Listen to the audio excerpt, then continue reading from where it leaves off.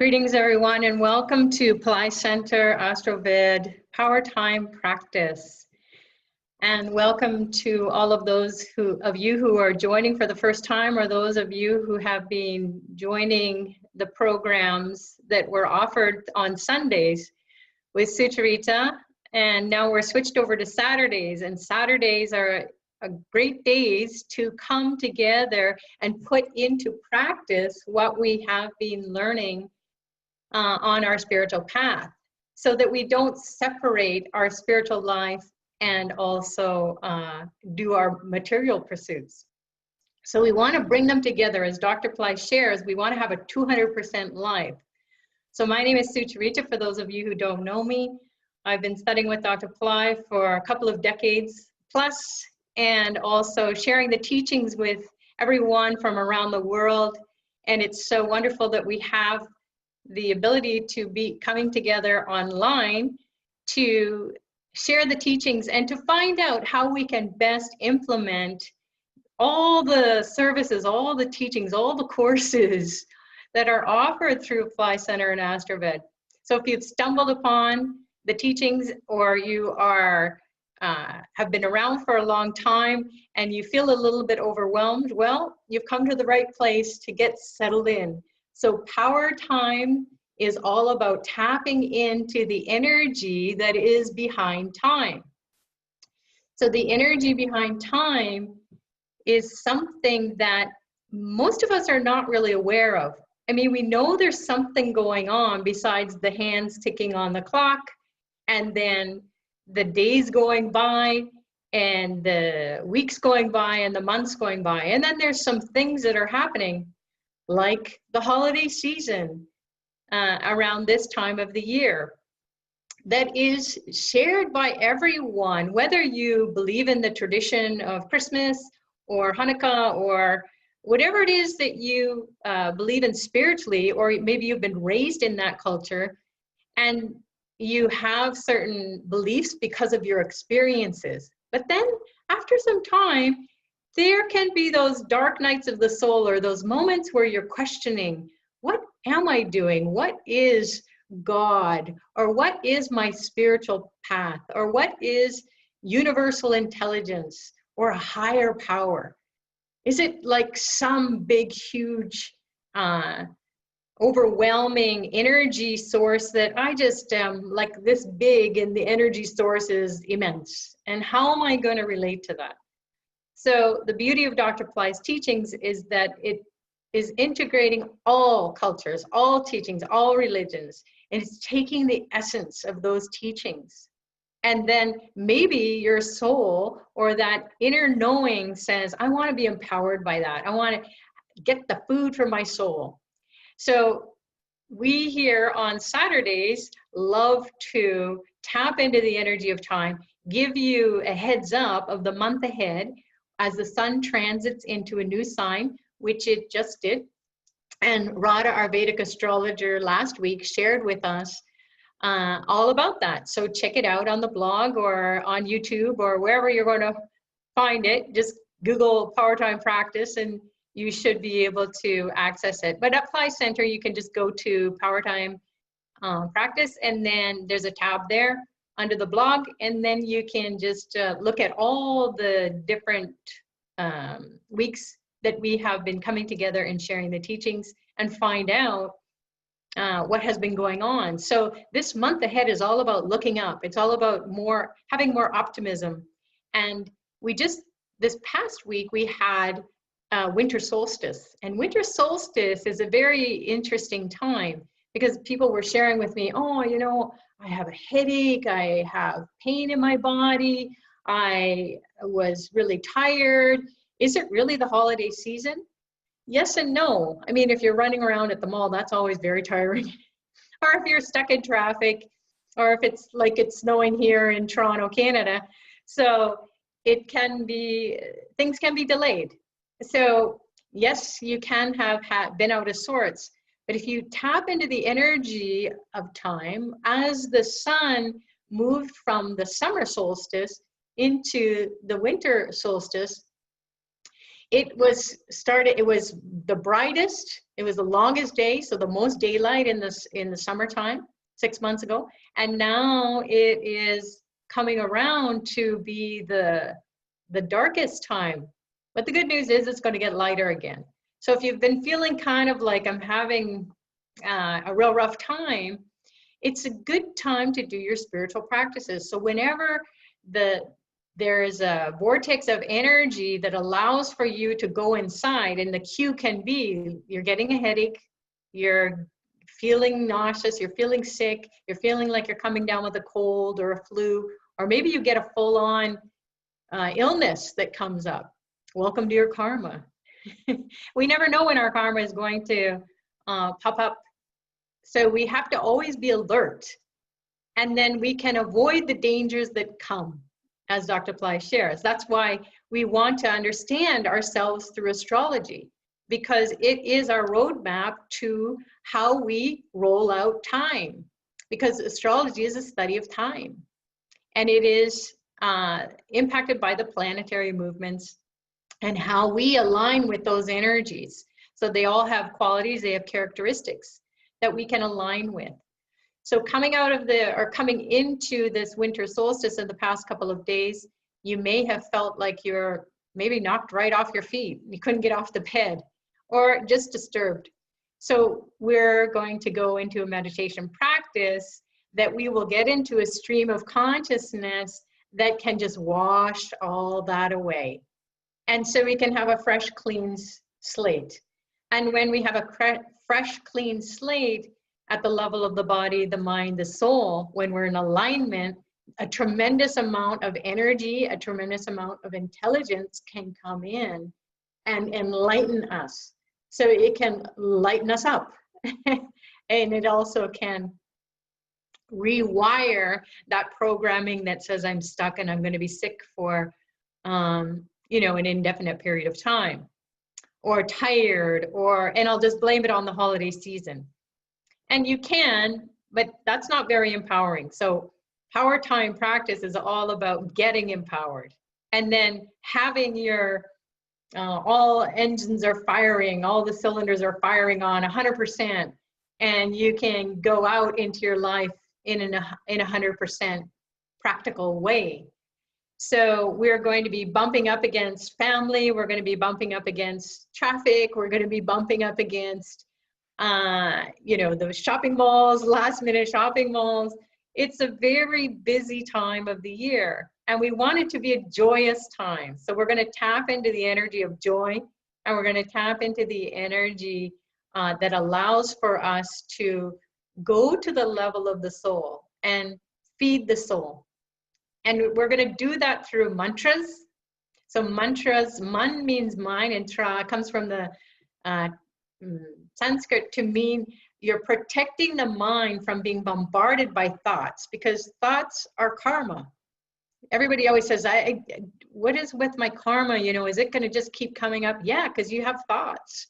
So as you do your meditation practices, or you do your mantra practices, it will protect your mind from being bombarded by thoughts that say this is your reality.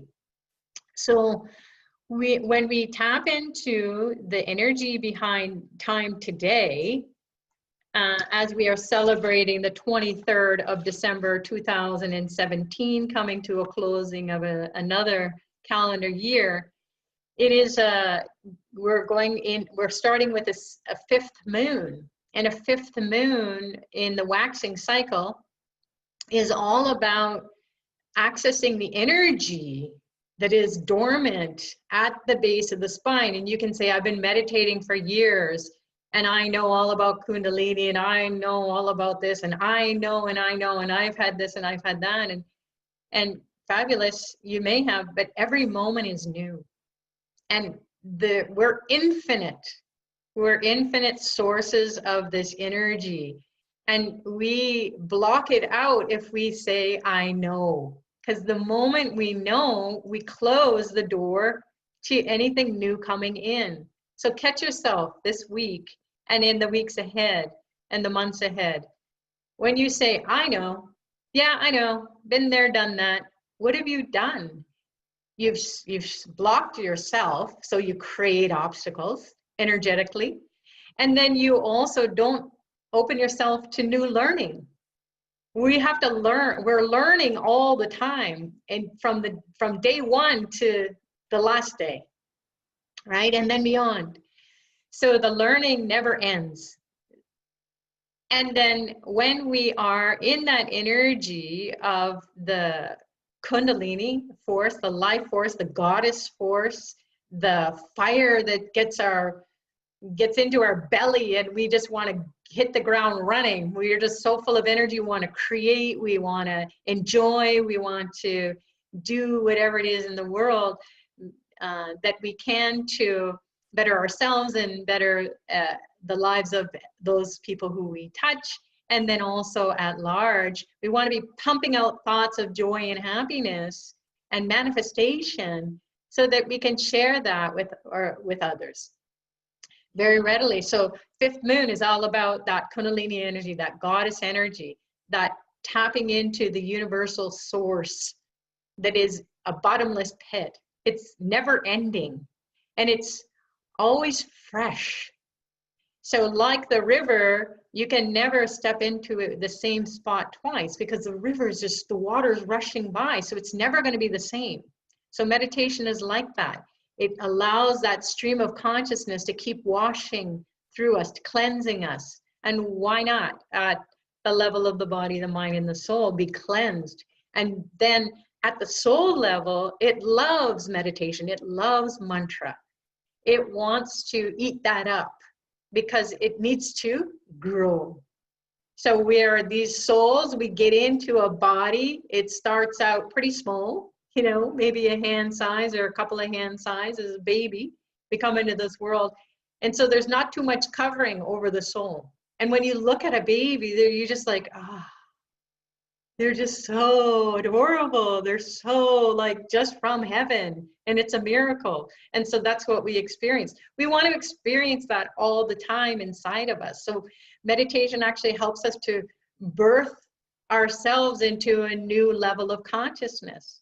So as a baby, we don't have too much covering, but as we get older and the years go by, and maybe we get bigger and bigger and bigger and bigger. Some of us are too big for our pant size, especially at this time of the year, and that's okay. But you want to just think about that. Our soul is covered up by all these different layers. So we have an emotional body that we cover everything up. We have an intellectual body that says, yeah, I know everything, and we cover it all up. We hide behind our labels. We hide behind our positions in life, or pieces of paper that we have because of all our academic pursuits or our professional pursuits, and we're just so special. And then we just feel empty. So what's that all about? We haven't fed our soul. It's not that to say that you can't have all those things.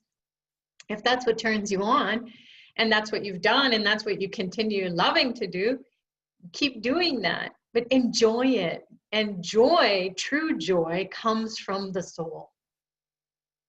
And most of us go along in life and we lose that. It comes and it goes. So keep going, press on, and then tap into big vortices of time where you have this window of opportunity to explore yourself in a whole new way. That hidden self, that beautiful self, that universal self, that natural self that you are, that doesn't say you are this or that or the other thing. You are all of it. And then you can express yourself from that level, and you'll exude joy, and you'll exude grace. You'll exude the grace of God. People always ask me, what is grace? Grace is that which is always there. You just have to touch it, and it just a little bit, and then it will ripple through you like a pebble in a pond, you know, and that's what you want to experience. So light and sound are the primary or primordial elements that make up everything in the universe and everything inside of you and inside of everyone else. So that's why we use these sacred sounds and we visualize light. Even if you can't see it with your eyes, you know what red looks like, you know what gold looks like, you know what blue looks like, you know, all the different color spectrums. So even if you don't see that light when you close your eyes, you can imagine it being there. And then that imagination will, along with the sounds, will take you on an inner journey. So fifth moon is all about that. And then we're going to be going into a sixth moon this afternoon, at least here in the AstroVed calendar that you can buy on AstroVed or Pillai Center. And it's a really great tool to have. So get it, and then as we're doing Powertime practice, you can follow along very easily what the time Shakti is doing. Shakti means energy, power, goddess, God, and it just wants to bring that into our consciousness so that we live it every day. So the sixth moon this afternoon is, and then going into tomorrow is going to be a little bit of a challenging time because the sixth moon is also associated with Lord Muruga. And Lord Muruga and Mars, the planet Mars, it makes us to be a little bit feisty. And so that can be good because it gives you the willpower to get all your shopping done or to battle the traffic in a way that you would be a spiritual warrior and not like a person who's just totally freaking out. Because then that's a waste of energy. But if you're a spiritual warrior, you contain your energy and you just smile, and then the universe loves it when you smile because then everyone smiles back at you, lines open up, traffic opens up in a very mysterious and miraculous way. So why not try it out? So sixth moon is something that you want to be aware of today and tomorrow. And then we have the seventh moon is a great time on a Sunday to propitiate the sun, be all sunshiny. Sun represents your soul, so you want to feel your soul, be happy. And then we have Christmas Day. We're going to be going from a seventh moon into an eighth moon. Now, eighth moons can be kind of interesting because it's halfway from the start at the new moon to the full moon. There's about 15 days. So halfway point is like the eighth day. And that can be a funky time for people. So you can be feeling really like you're fighting or there's some conflict going on, whether it's real or not, or whether it's all real. Whether it shows up, maybe family will be fighting, or maybe there will be some misunderstanding about the turkey and who put the gravy where, and it's just like so little silly little things, but it becomes this explosion or explosive moment. So just be aware around Christmas dinner time and into Boxing Day, where everybody's running off to the malls to get those Boxing Day price sales and it's crazy mayhem. So maybe you want to avoid that because these days Boxing Days goes on forever and you can get stuff online too. So eighth moon is going to be a little bit challenging for people who are maybe not aware of what is going on inside of them and also the energy around them. So you get to be alert so you can avoid the dangers. Not that it would be really dangerous, but you don't want to have, you want to have your experience to be a happy Christmas, a Merry Christmas, and true joy and some great memories. So eighth moon, be careful. And eighth moon is a good time though to call the goddess energy. So today we're going to really get that energy going. We're going to feel it. And then we're going to expand that in us so our soul is full of that energy and that intelligence, and it will protect us.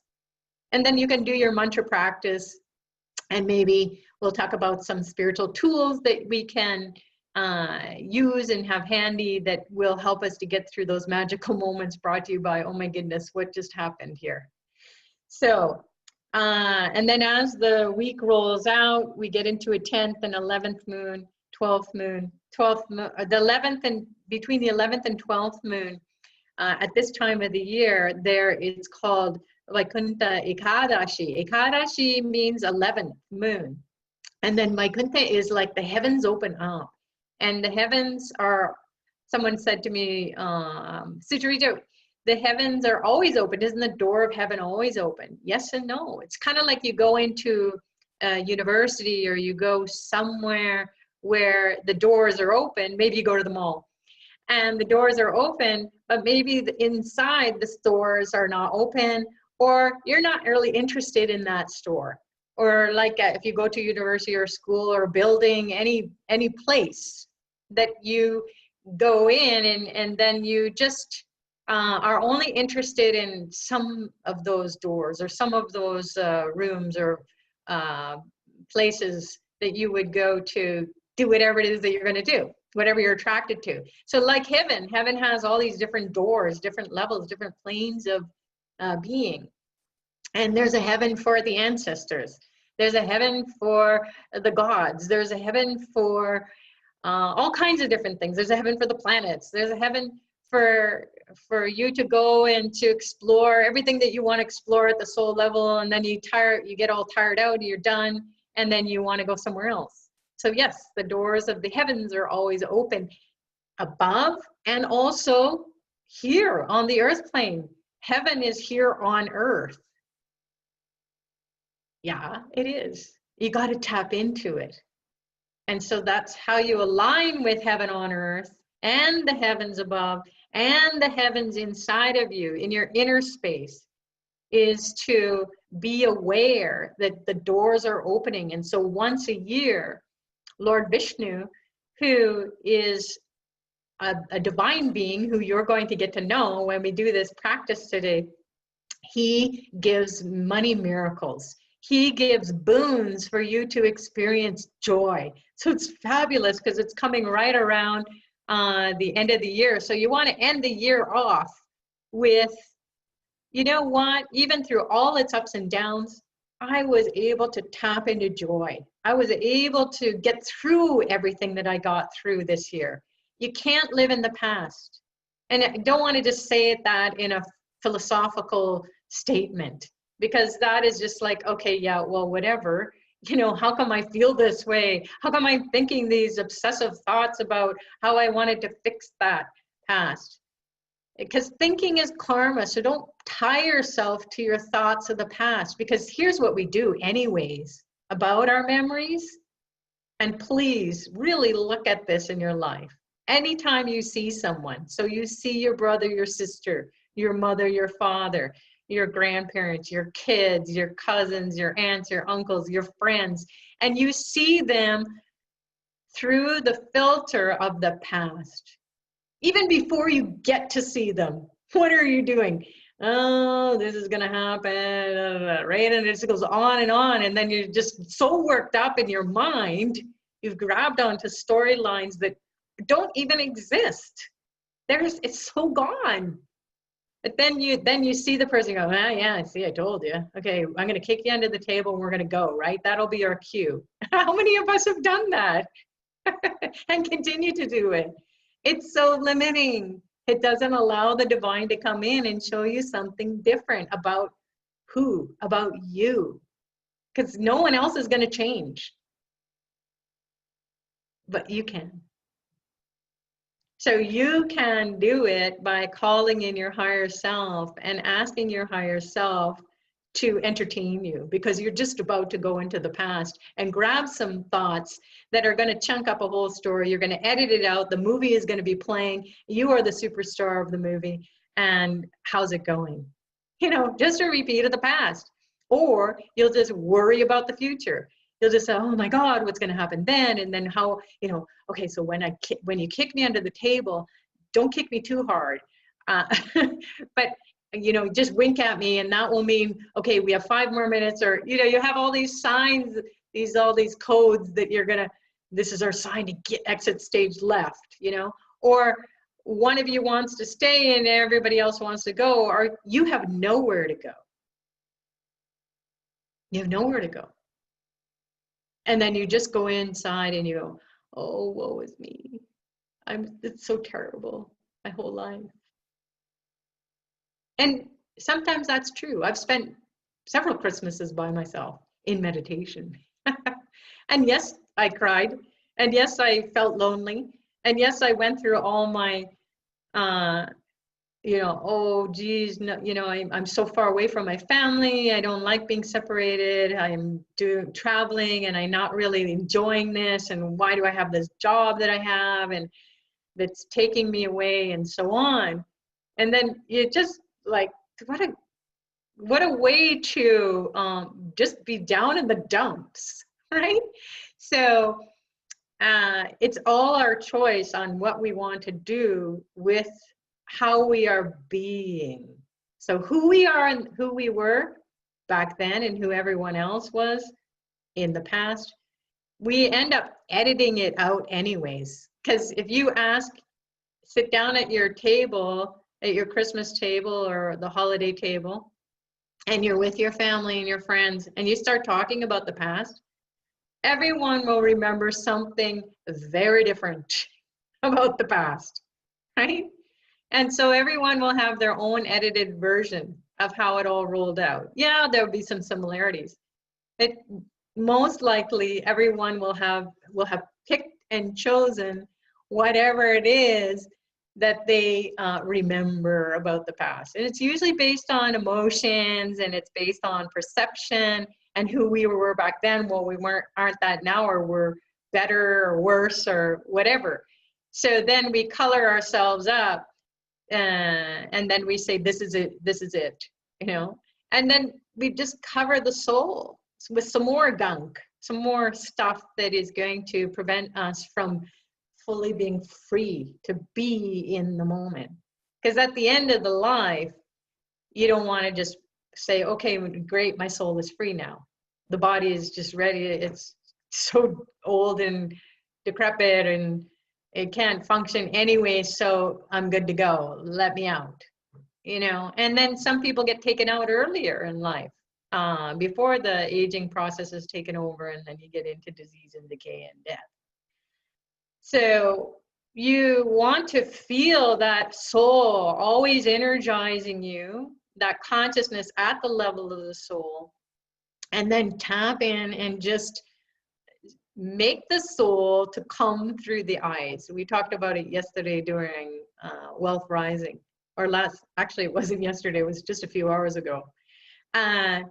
So we went into about, 2 in the morning, and then I had to clean up because we had a big fire lab here, and we were sharing, it was someone's birthday. We really got into this great celebration. I was like, oh geez, I got to get up in a few hours.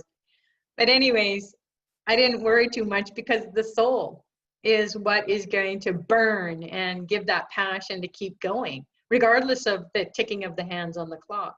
I'm going to be energized. It's not going to be Sucharita that shows up. It's going to be this energy that is behind me or inside of me and all around me that is going to elevate my consciousness. So in every moment, we want to tap into that and know that and harness it and love it and be it. So the energy of this week is going to be all about that. When we enjoy talking to our soul, with the soul food or with the soul talk, then we understand that we have total control over how every moment is going to be played out. So we don't have to worry about the future, because we don't even know what's going to happen in the future. We could be stuck in traffic for hours because maybe we didn't go on Google Maps and find out if there was an accident.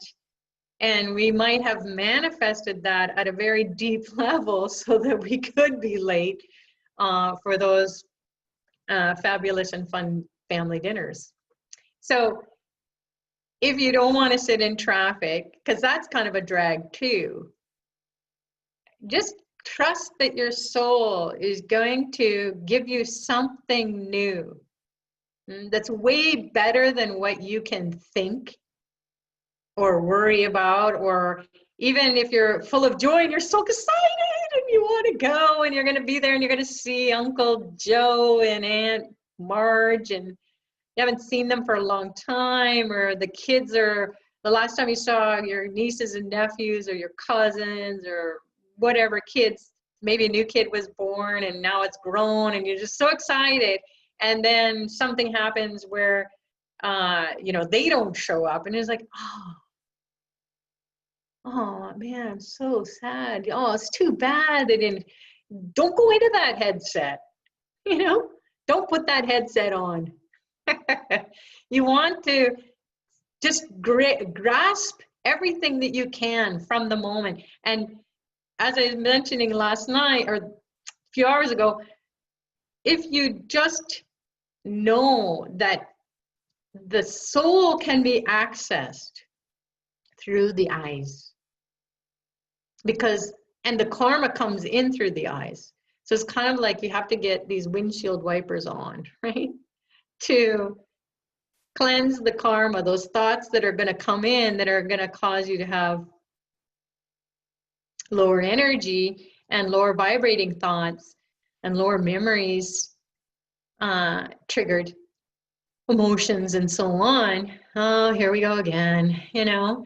So you want to look at your eyes. So do a quick check if you have like a little makeup mirror, you know, you can just check it, or go to the washroom and check in the mirror there, wherever you are, at home or somewhere else. And then you can just look at your eyes. And if you just look at your eyes and you just rest your eyelids over your eyes, so you're just gazing into the mirror at yourself. And then you feel your forehead, but you're gazing in your eyes, right? You're going to feel your forehead, but you're going to gaze in your eyes.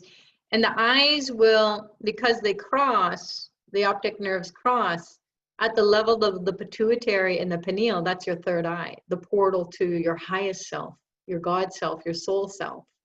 And that's connected to all. That's fulfilling and rewarding in that exact moment. So you just look and you gaze at your eyes. They are the windows to the soul. So we'll just do that right now. Even if you're on the phone, just gaze ahead. You don't have to have a mirror. You don't have to have your video on to see yourself. But you're just gazing ahead. And your eyelids are relaxed on your eyes.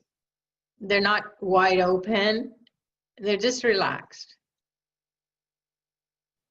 And then you feel your forehead. And then you just go from your forehead and you have this sensation of pulling.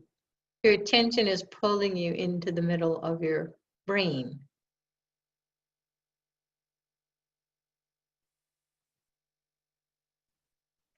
And then you just tell yourself, I see you, soul.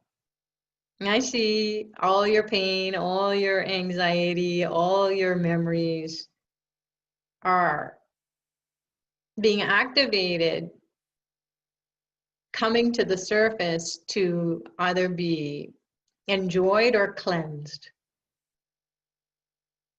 And then you might feel your heart. It could be in your chest or it could be in your throat. The karma is in the throat. So just keep gazing at your eyes. Feel the middle of your brain.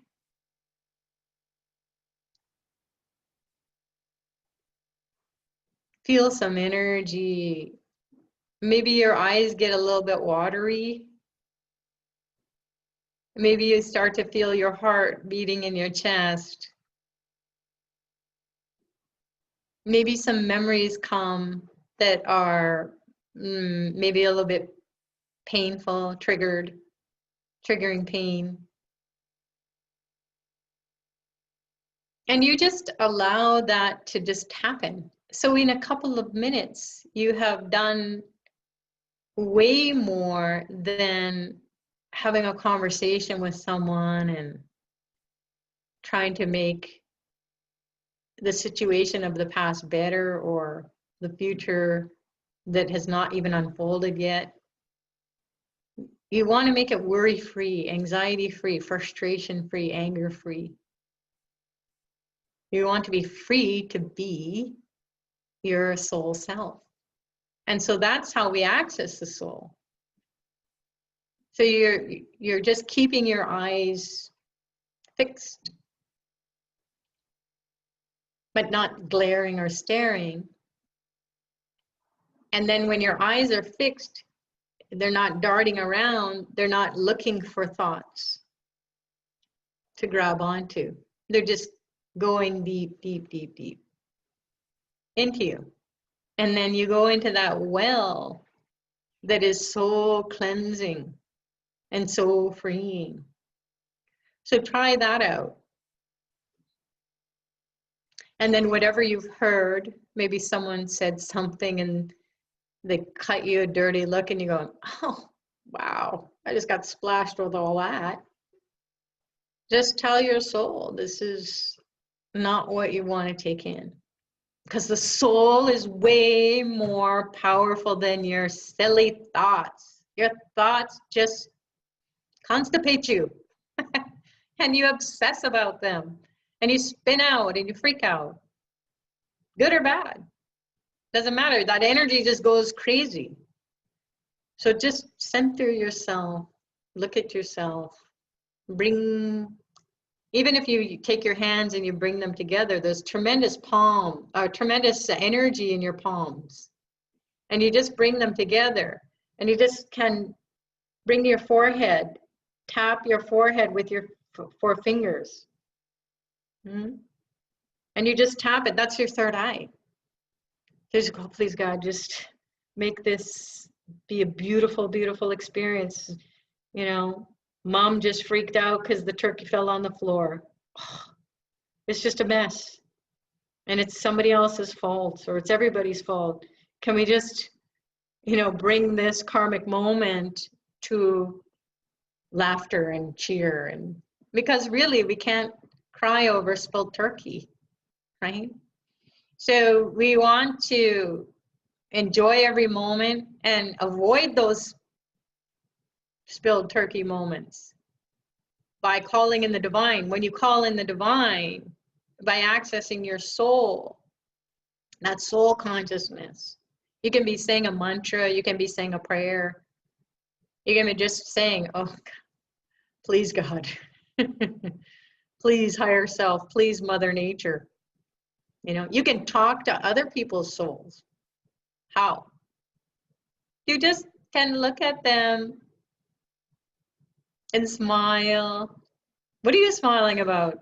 I don't know. It's just so nice to see you. Oh, you're always like that. I know. And then you just don't be laughing at them, but you can be laughing inside at yourself going, wow, I would just be so triggered and just start something that can't be undone, right? And it'll just become a memory of the past and in the karmic bank of thoughts to grab onto the next time I see that person. And all I did was try and smile and you just made it blah, blah, blah. Just keep smiling, right? And eventually there will be a moment where that person will feel their soul come alive. So the blessing of everyone coming together and being on the spiritual path is we get to immerse ourselves in this bigger ocean of spiritual consciousness that is behind time. So the power is going to be amplified. So we get to really fill ourselves up quite readily and easily than we would on our own, maybe doing our own spiritual practice. Not to say that you can't get that kind of feeling. But we come together to play out a karma here as well. And what do I mean by that? When you come together, as they say in the Bible or anywhere else, is that when 1 or 2 or more people come together, then who's there? God. Whether you believe it or not, it doesn't matter. Belief is always after the fact. You want to experience it. So when there's a lot of people coming together, and you're tapping into this these vortices of time, these power vortices, these spiritual openings, these secrets behind time. Then you're just like, ooh, I know the secret. And you experience it. And then you have faith, or then you have belief. So it's not culturally based or politically based or historically based. It's brand new. So we're coming together individually to find out something about our souls and how we collectively can help one another to raise the vibration, so that when we go away and we get out into our life, it's like we have a full tank of gas, right?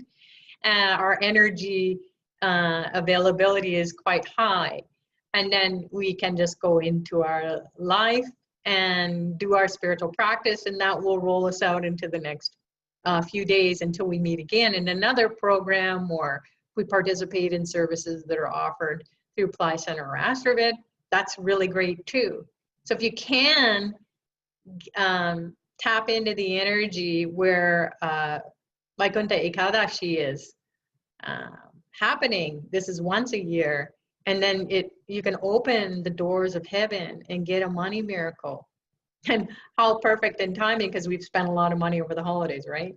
So we need a boon, we need a boost, we need the blessings of the divine. And why Dr. Pillai shares about money. Money makes you authentic. Grab onto that thought, munch it, digest it, absorb it, right? Because if you don't have money, you can't do what you want to do. You can't give the gifts that you want to give. You can't go to the places that you want to go. You can't do, you're limited. So we want the divine to say, hey, like Christ said, give us our daily bread. We want it. And not just,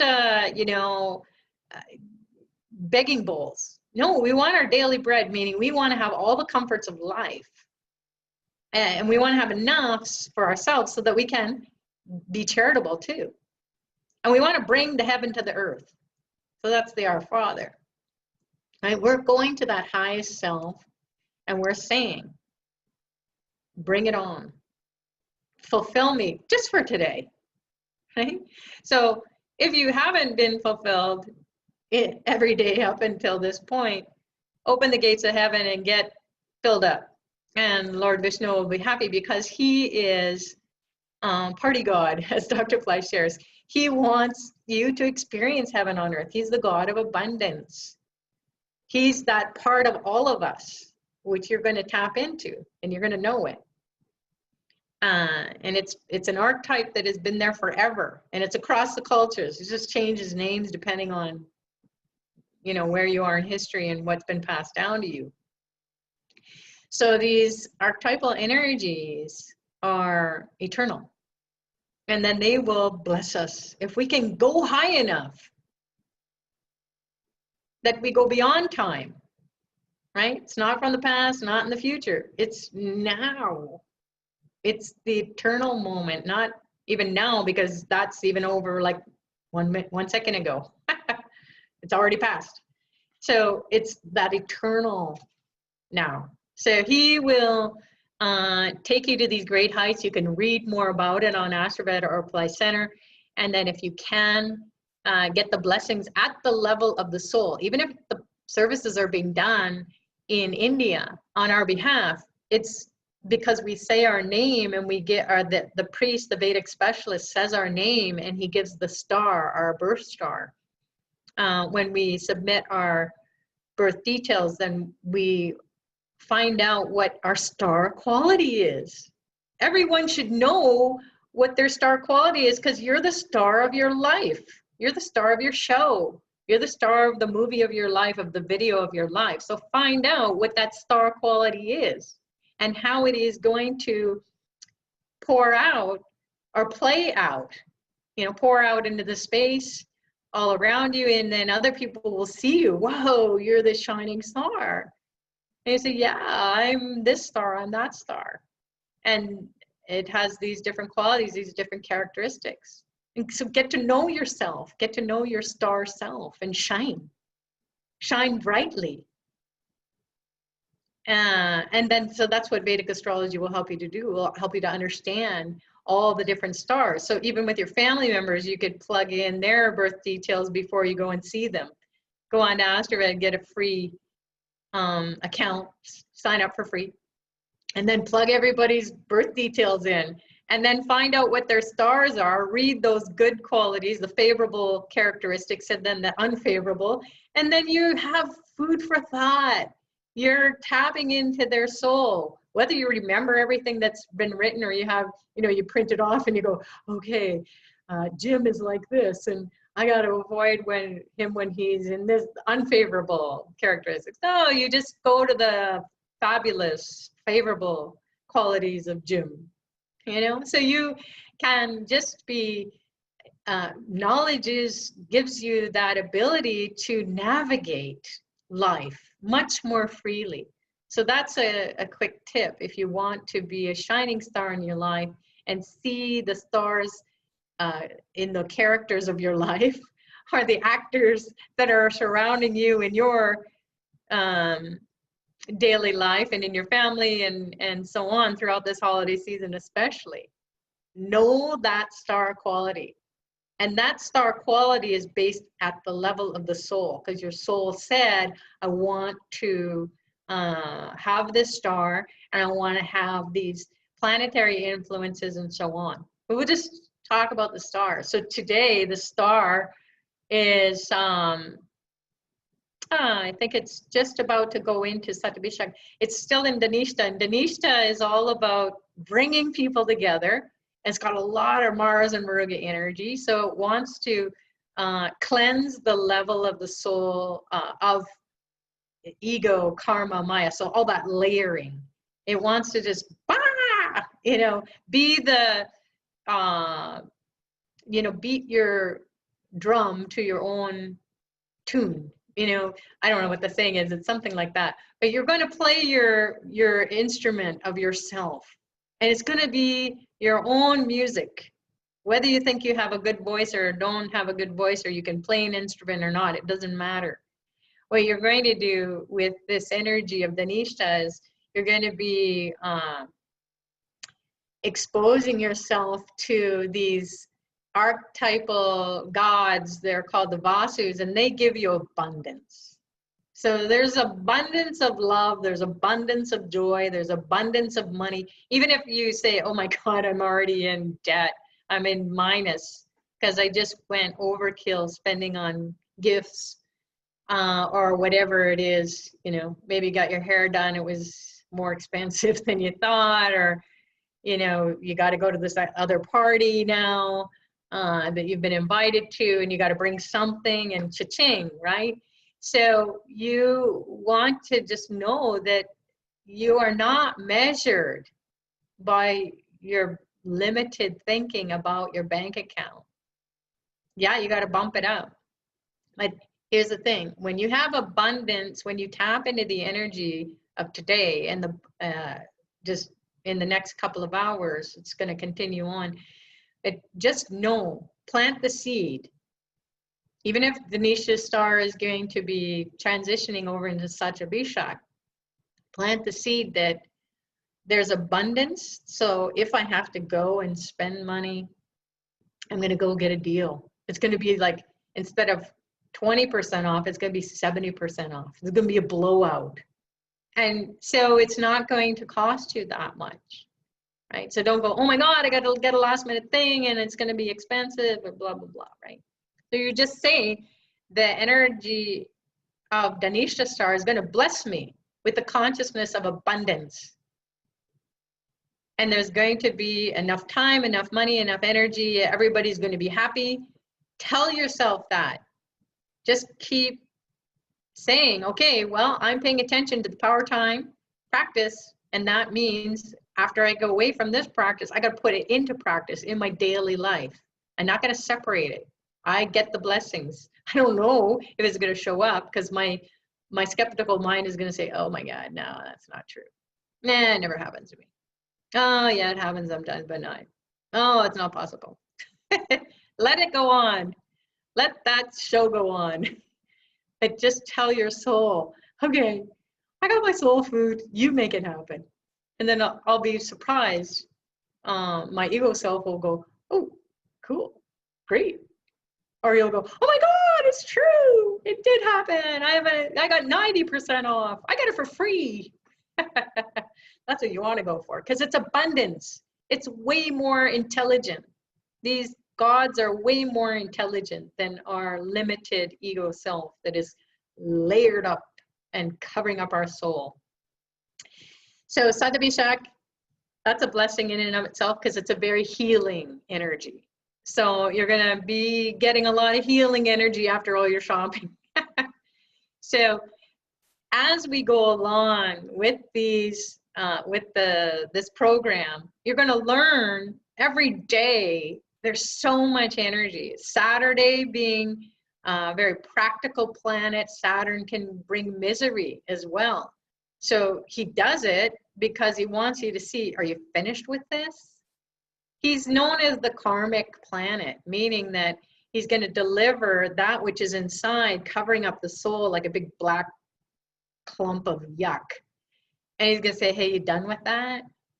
You want to just like, you know, get rid of it? So he makes you to be very spiritual in the sense that, not that you're going to go space out and om and just miss everything in life. You know, you're going to be very present. He makes you to be very strong, present, persistent, patient. So if you find your patience button being pushed to the maximilian, it's Saturn today. And he's going to say, well, I'm going to make you persist, persevere, but I'm also going to give you peace. So how will he do that is that you got to ask him for that. And how you talk to Saturn is you got to say it, you got to give him a Saturn speak, right? So you can just, in saying his mantra, you can just imagine this very serious quality, meaning it just brings everything to the center. And he's in blue or black, dark blue, gray, brown. So think of that as a blackboard. It's kind of like a fresh, clean slate that you get to have as the backdrop of your consciousness. So that which it's clean all the time. So whether you're driving, whether you're going in the lineups, whether you're doing even your meditation. A lot of people, they say, I can't meditate. It's so crazy during this holiday season. I know it's good for me. I should do it so I can clear my mind. So just know that Saturday is a great day to grasp a whole lot of Saturn energy for 24 hours. You can light a sesame lamp, so you can have sesame oil and then black sesame seeds, and then put a wick in a lamp container, and then you just light that. And you can just say shrum. So shrum, shrum, shrum, shrum, shrum. And then internally, you just say it internally. S-H-R-A-M, shrum, shrum, shrum. And something will happen inside of you. Stuff will come up and get that out. Great. You don't even know it's there, so get it out. That's what's blocking you. So if you need to be, accessing his energy today, out in the world or in your meditation, you just shrum, shrum, just a few times. Or you can take your rosary beads, your mala beads, and then just one by one bead, you shrum, shrum, shrum. And that will help you to get out of the doldrum, drum, right? You won't feel the doldrums.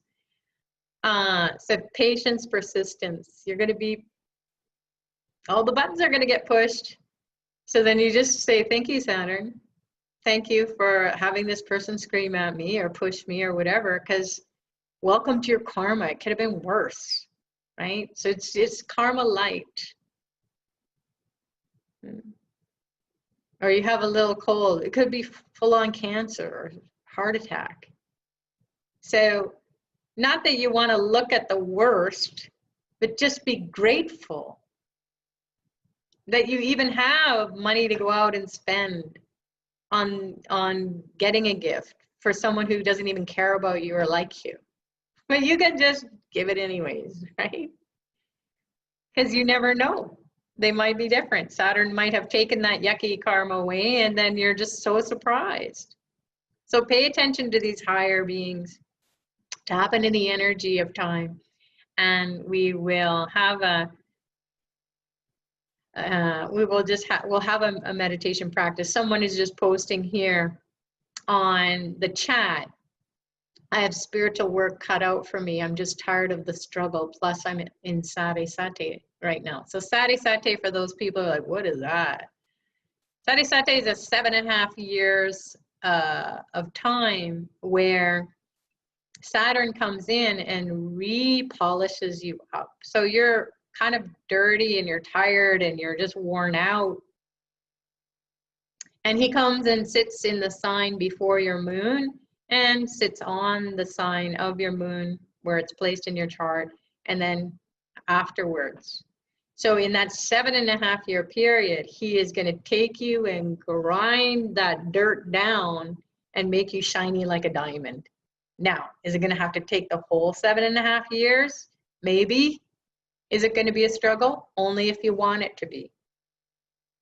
So you've got to know the secrets of Saturn. And Radha, I talked to her last night or the night before, and we shared, you know, it's really important because we're here on Saturdays to give as much information as we can, but practical information on how to understand what the energy of Saturday is all about and how we can get all the blessings of the planetary ruler that is Saturn. And then the overlord is Hanuman. And so Hanuman is an kind of like the CEO of Saturn. He's the one who says, okay, relax. You got 7.5 years to travel over this person and just, you know, grind them down and make them shiny like a diamond. We all know that's going to happen. In fact, there's a book called The Greatness of Saturn. So please, Miriam and anyone else who is going through Sati Sati, or you're going through a difficult period of Saturn, and Saturn, you know, is the influence because you had an astrology consultation. And even if you don't have astrology consultation, you're brand new to Dr. Pillai's teachings, if you've been struggling your whole life and you are a quote unquote spiritual person, how come everything is not working out beautifully? It's Saturn. It can be Saturn, it can be other planets. But Saturn is the slow, drawn out planet that says, are you done yet? Are you done struggling? Are you done being miserable? Are you done making decisions that cause you to be so stressed out in your life? Health-wise, finances, relationship-wise. And he will tell you, because he hangs out in the sign for 2.5 years. So when he's going over your moon sign, and it's happening for 2.5 years, it's like, because the moon represents the mind, so it's like he's sitting on your head. So The Greatness of Saturn is a wonderful book, and we'll refer to it as we roll out this program, because we've moved over to Saturdays. And we will give you some kind of reference point to understand the power behind time, because Saturn is also a planet or a consciousness that says pay attention to time, because don't make this a long and drawn out struggle. You're the one who's making it that way. I'm just slowing things down so you munch on life and you get all that karma done. Your soul is the one who wanted to go and do it. So you have to say, oh, that was a bad idea. So how do I get your blessings then? So when you read The Greatness of Saturn by Svoboda is his name, and then you'll get into this altered state of consciousness. You can't just read it all in one shot. It's not possible. No, you can read it, but you won't munch it. So take the time to to absorb all the mythology, and he talks about all the planets. So that's something too, if you not familiar with astrology and you don't really even care about it, or you don't believe in it, you don't have to. Just go read about the planets who are conscious beings behind these balls in the sky that we can see with our eye or through a telescope. And those are influencing us. So you can find out about them through the mythology and through that book on Saturn. And then you'll understand that, oh my goodness, he's just here to make us to slow down, smell the roses, look at everyone's soul. You're looking at their hair or their eyes or their their face or their clothes that they're wearing, or what they've done in the past and what they're doing in the future. Whatever you're doing, you're looking at your own self through your own silly lens. That's just all made up. It's not who you are. So present yourself, or give yourself a present in a whole new way, where you are going to be patient. You're going to be compassionate towards yourself. How can you be compassionate towards other people if you cannot first and foremost be compassionate with yourself? So if you're struggling, then you're not being compassionate with yourself. You're not allowing yourself to fill up with the right information that will help you to make a decision based on the good thoughts that you grab. So he's tremendously compassionate, merciful, patient. He helps you to persist and persevere, even when you feel like, I can't take it anymore, it's such a struggle. Well, just imagine what it takes to, you got a dirty pot and you got to go scrub it. You can throw the pot out and that's fine. Go get a new one. But if it is a dirty pot and you want to keep it because you spent a little bit of money on it, then you just take that scrubber or that cleanser and you've got to put a little bit of elbow grease into it. And it is a bit of a struggle. And guess what happens is all of a sudden you're scrubbing the pot and then you're thinking about all this crazy stuff that's gone on in the past, or hasn't even happened in the future, or isn't even happening now. You can't even concentrate on just doing that. So Saturn will put you into a different headspace, so to speak. You'll create space because there's time to do it. We run around, I don't have time, I don't have time. Saturn will, whoa, slow down. You can't keep going like that for the rest of your life. You just got to get in here and focus, get into your highest self, your divine self, your center self, and then concentrate on that scrubbing up at the level of the soul. Then the soul goes, I'm shining. I have all this energy. I'm like a diamond now. So we're all diamonds in the rough, and it is a bit of a struggle. And don't worry too much about all this difficulty and my planet is this and so on, because the astrologer said that. Remember, the astrologer is just giving you, poking you because you've been just kind of complacent about it. And you're just going status quo. You're not living an outrageous life. You're not living this miraculous life that you have been privileged to be born into. You're only seeing that, oh God, karma shawarma, I can't deal with it, right? And then you live that storyline out. So delete and start fresh. It doesn't matter where you're starting or how you're starting, just start. And every moment can be a fresh start.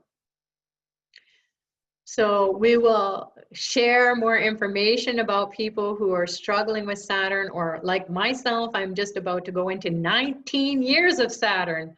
Oh my God, I might as well just pack my bags and go to the cave, right? No, I just went through an 8th house Saturn. I was supposed to die, and to me, I was like, oh, okay, well, if I die, then I will just keep doing my mantra practice. I will, you know, take a look at my health, make sure that my health is, I have a good clean slate for health.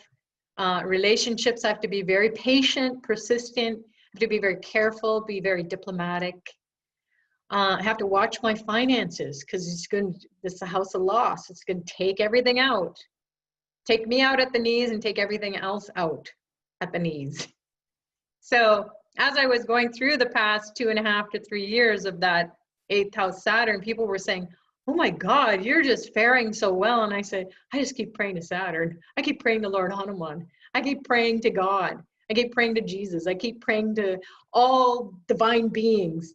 Please just protect me while this scrubbing is going on. And then it just gave a tremendous amount of freedom for the divine to grow and take over. And as I did my work, I was working I continue to work very long hours. I was working very long hours. And I just thought, how am I doing this? And people would say, how are you doing this? I don't know. It's just, I keep doing my meditations though. I keep doing the rituals. I participate in the services. And I want, because I was going, when Saturn comes and sits on your house of loss, you don't have too much control over it. You can't give it a head fake. And you know, it's gonna deplete you at the level of finances. So if it's gonna take away at the level of finances or separate you from your relationships, be okay with that and be prepared. So how you avoid going into the gutter of you know, debt is that you spend on your spiritual pursuits, because that payback it's an investment. So it's not a loss. You lose it out of your bank account, but you're investing in your soul, and your soul is like, everything's gonna be fine. And relationships have been awesome. Health has been awesome. I've been a little bit tired in the, you know, having a couple of hours of sleep, but then throughout the day, I've been able to do my work and do my meditation. That meditation is so revitalizing, right? It's like you do a meditation for 20 minutes and you feel like you slept for 8 hours and you're like, shouldn't I be falling over by now? And that's just the mind wants to do all that, grab that storyline. So it really is, paying attention to Saturn will help you to tap into that spiritual, never-ending well of wellness. Because he wants you to be spiritually alive and alert and get the blessings. So 8th house Saturn, 12th house Saturn, 4th house Saturn, 1st house Saturn, 7.5 years of Saturn, aspects of Saturn. Everyone is being impacted by Saturn because Saturn is the karmic planet. So whatever your experience is, then you just get on the good side of Saturn. We'll give you some tips. Yeah, so Tatya is saying, I don't feel tired thanks to the meditation practices. Because what is meditation? You could say it's medication. It kind of is. It's medicine for the soul, right? It is a stream of consciousness. Because when you're doing a mantra practice and you say, for example, shrum, shrum, shrum, shrum, it's like dripping of water out of a tap, right? You turn the tap off, but there's a drip, drip, drip, drip, right? So that's mantra practice. You're reciting it, you're repeating it. That is doing something. But then after a while, you just start to get into this altered state where it's just this stream. You don't even know if you're saying shrum or shur,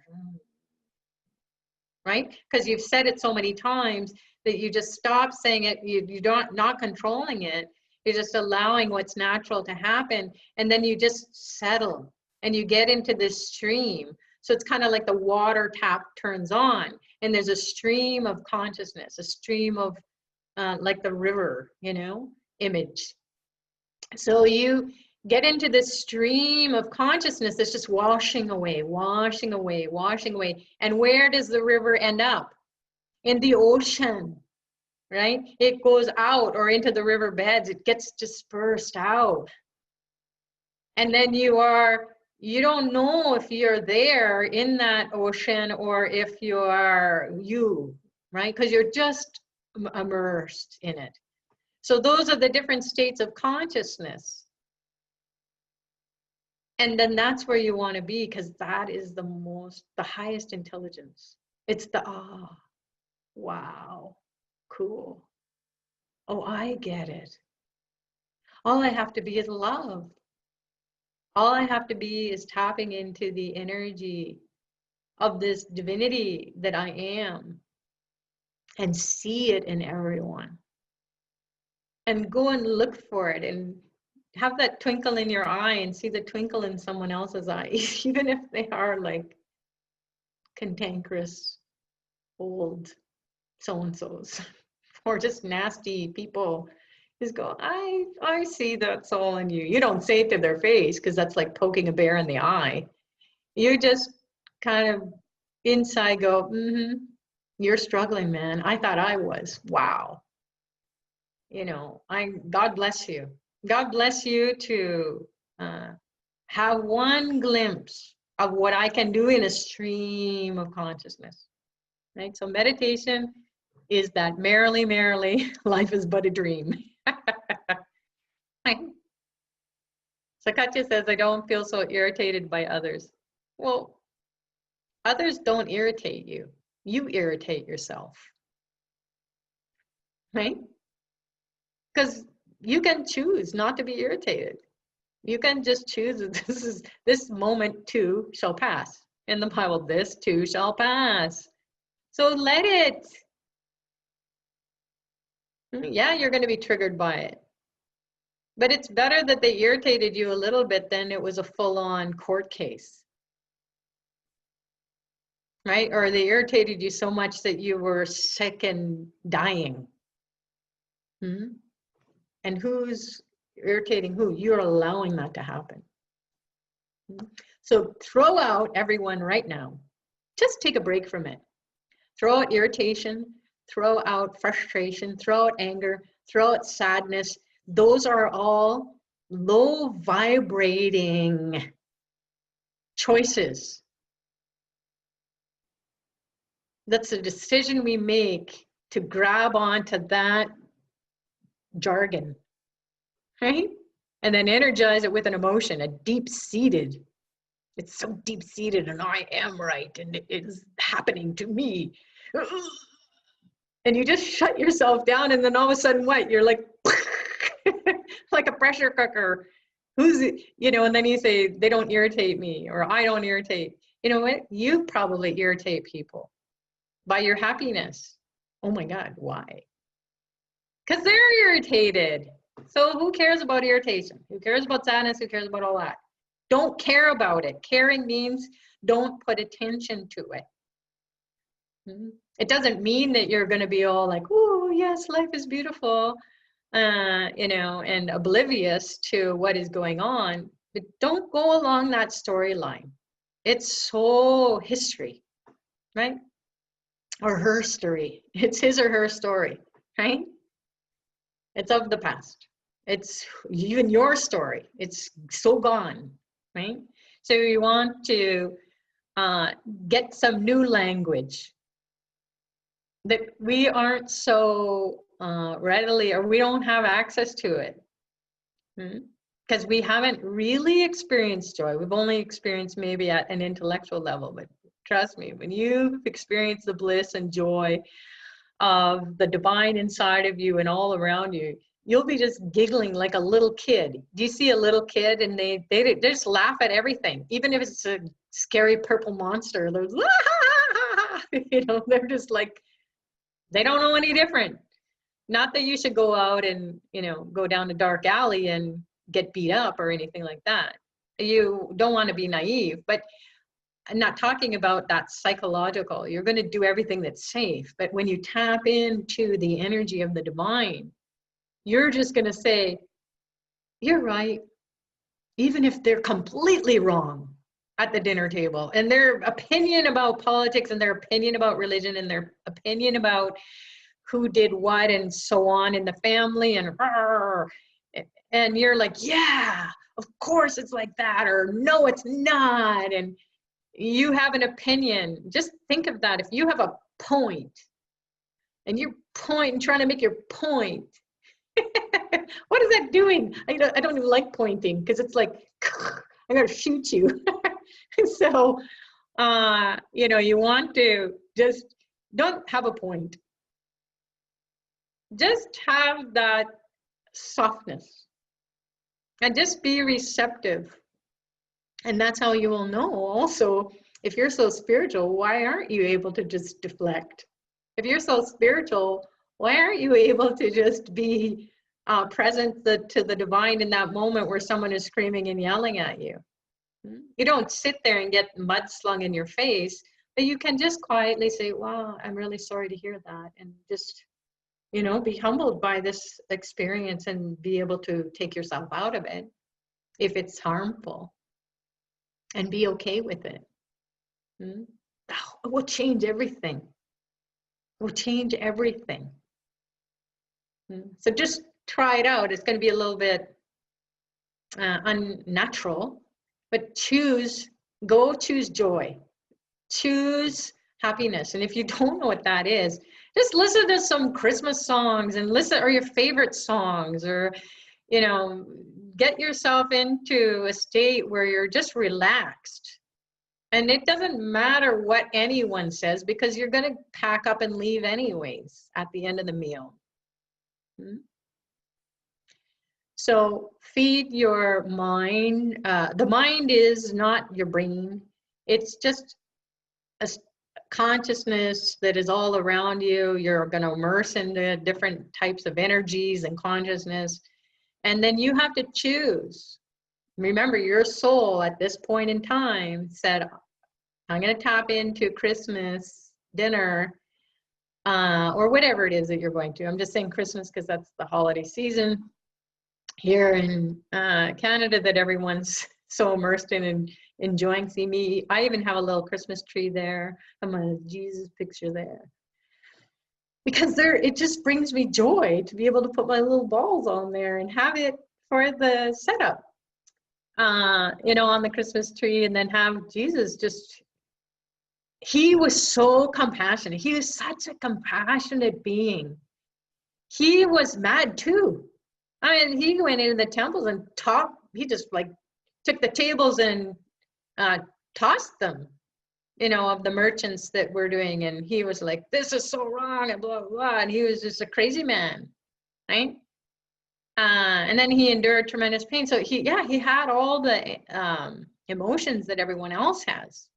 But then he knew that was just his limited self.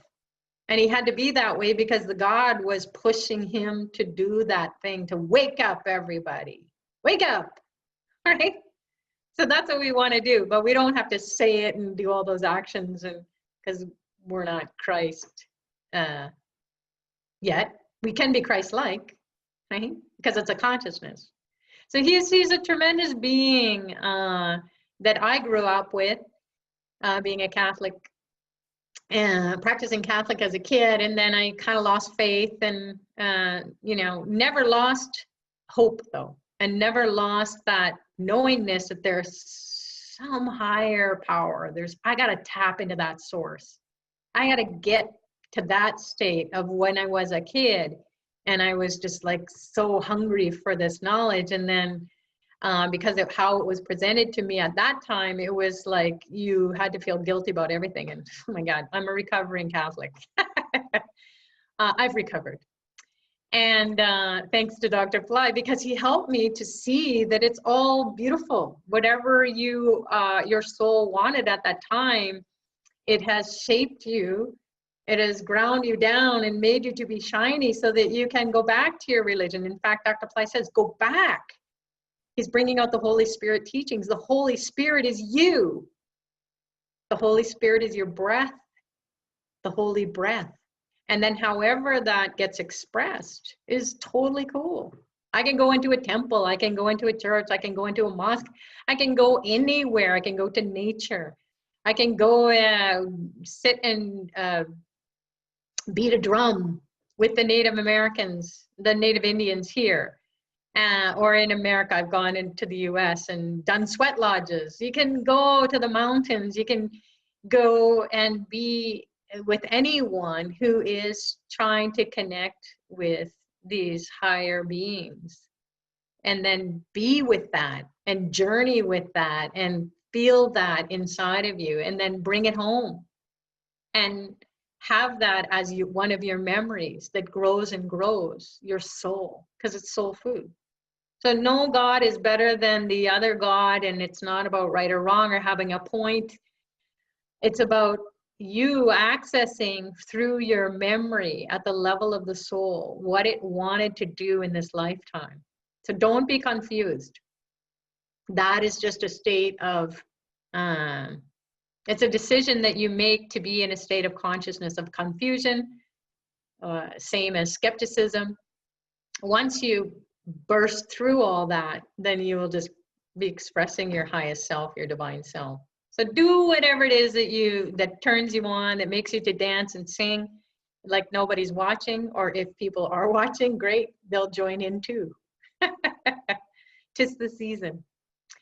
So let's get into a state of receptivity now, where our mind has been filled with our brain has been filled with all those thoughts that we can now choose to pull in or get rid of. And here's the thing. When you're in a stream, you're on a river, you're not really thinking too much. You're just being in it. And it's going to go over some rapids, and it's going to bang up against some things. Or it could just be like floating, right? But you're just let yourself go.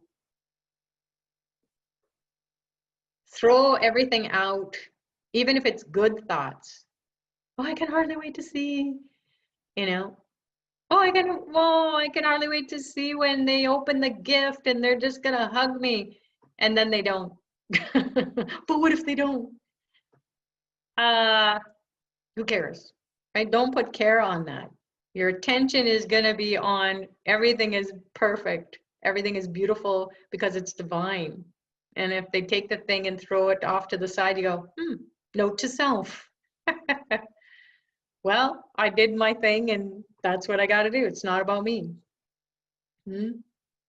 Or I don't give a gift. I don't want to give them a gift.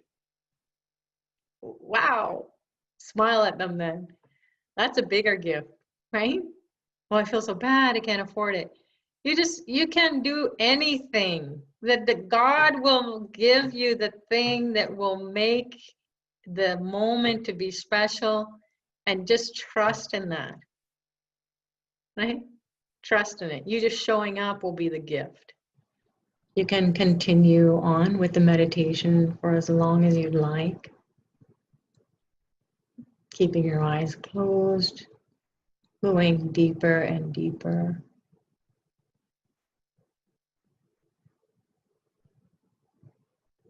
For those of you who need to go, thanks for joining, and wishing you and your loved ones, your family, friends, everyone you interact with during the holiday season, joy, happiness, abundance, safe travels, and we'll see you next time. Have a fabulous week ahead.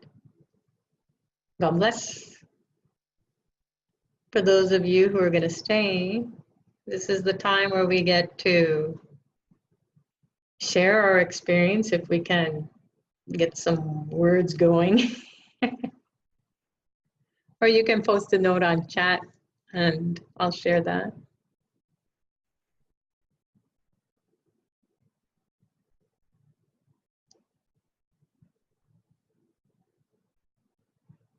Thank you, Ayana. Feliz Navidad. I love it.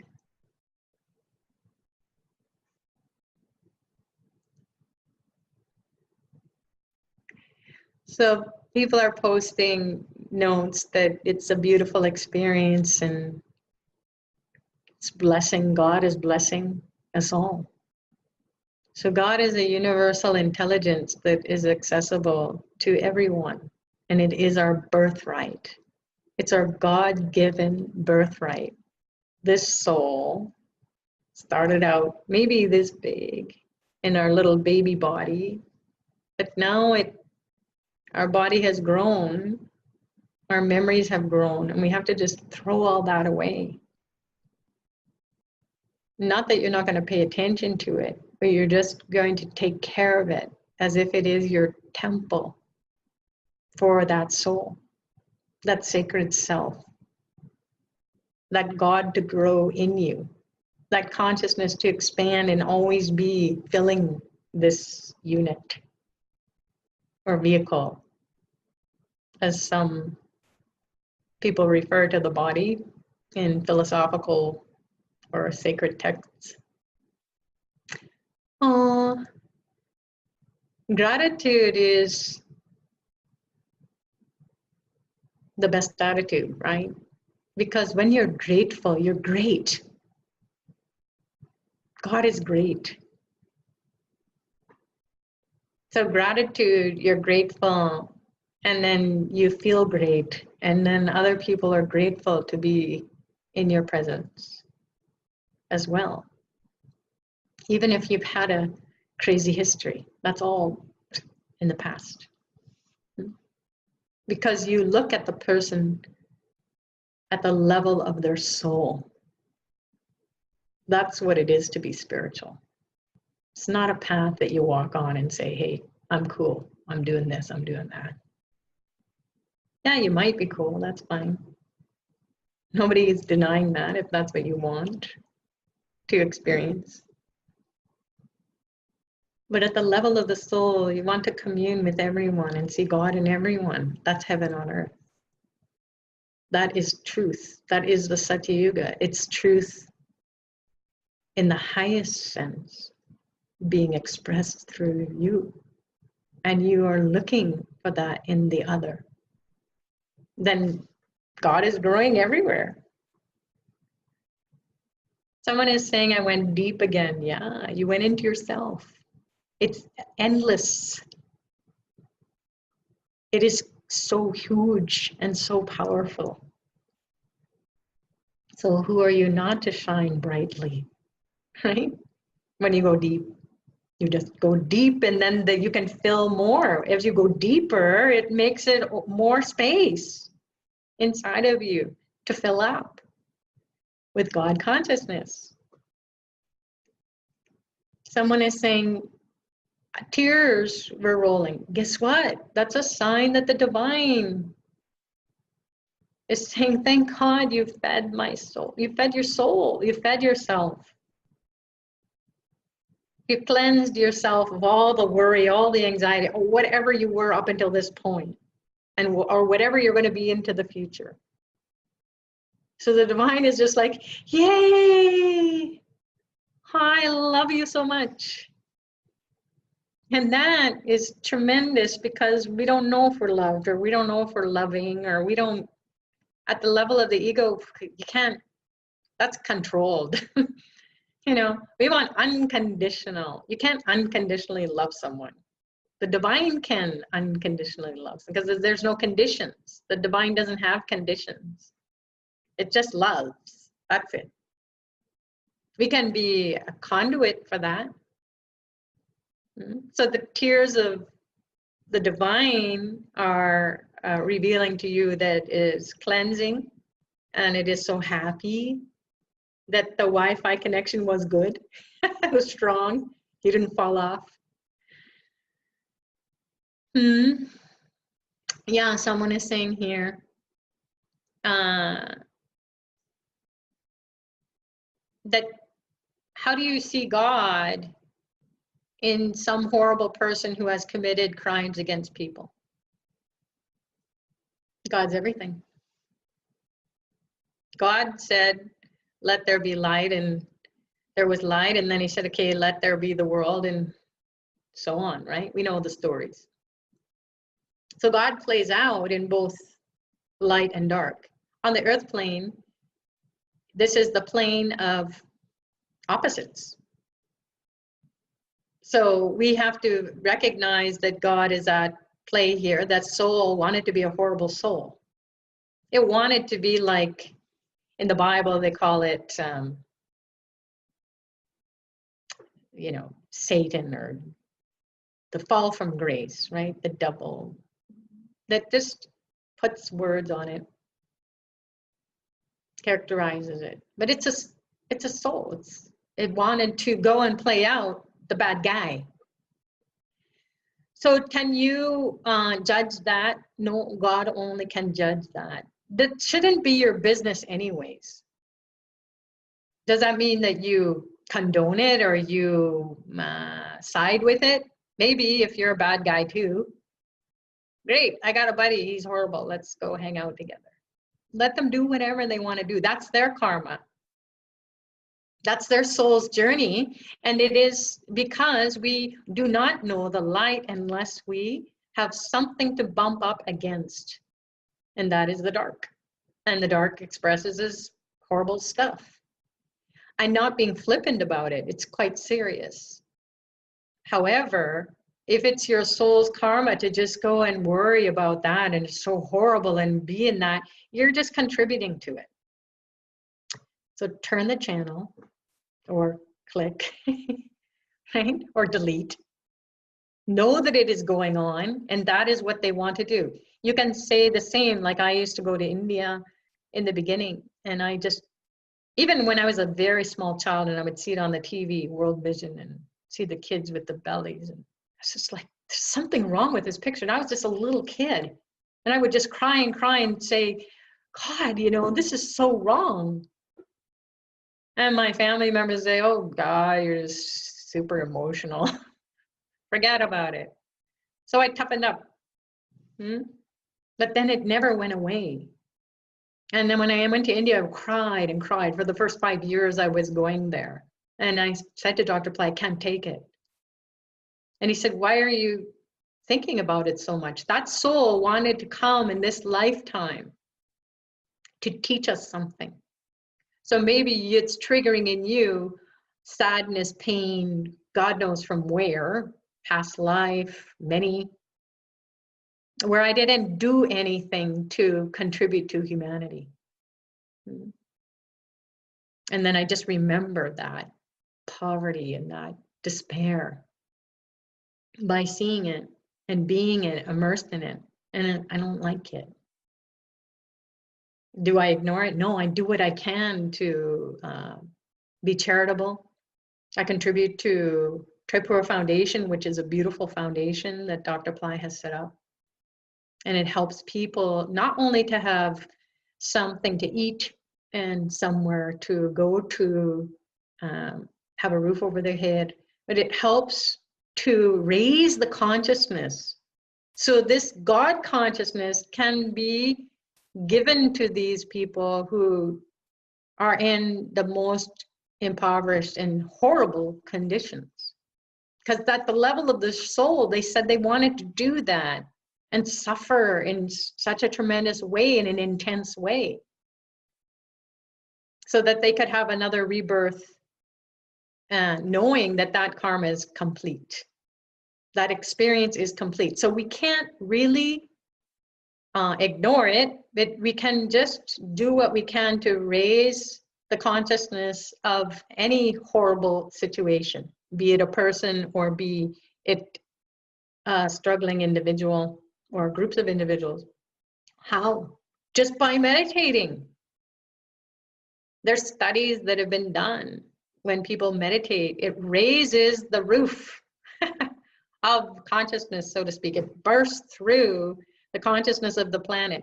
So the more people who are meditating every day, they're going to burst through that crazy consciousness that is going on, especially at this time, the Kali Yuga, where all horrible things across our lifetime have happened. So much has happened. It's super crazy, right?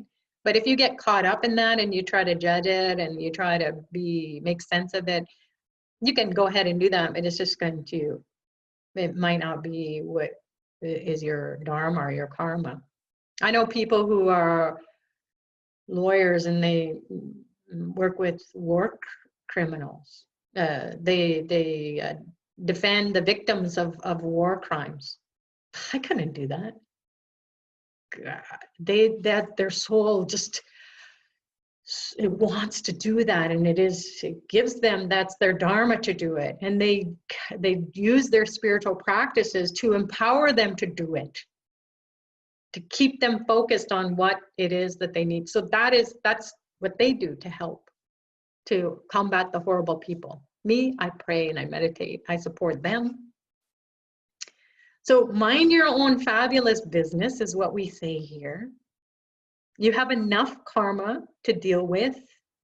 And if you are looking to judge what other souls' journey is, well, good luck with that. You'll be distracted and you'll get caught up in stuff that just, you can't really do anything about it. You can do something about your own self and your outlook on it.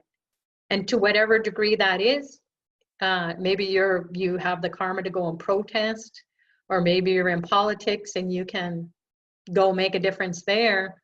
That's your star energy pushing you to do it, and your roadmap or your astrology chart is supporting that. So fabulous. God bless you. Keep doing your spiritual practices so that you stay focused and you keep the divine consciousness coming in to help support you. But if you are just an observer and you just have an opinion, like a pin, just prick that bubble and pay attention to your own fabulous business is what, because business is what keeps you busy. So keep yourself busy being present to the divine, and trust that every prayer that you send out is way more powerful than you getting on a plane and going and doing whatever it is that you do. And it's not even your karma or dharma to do that.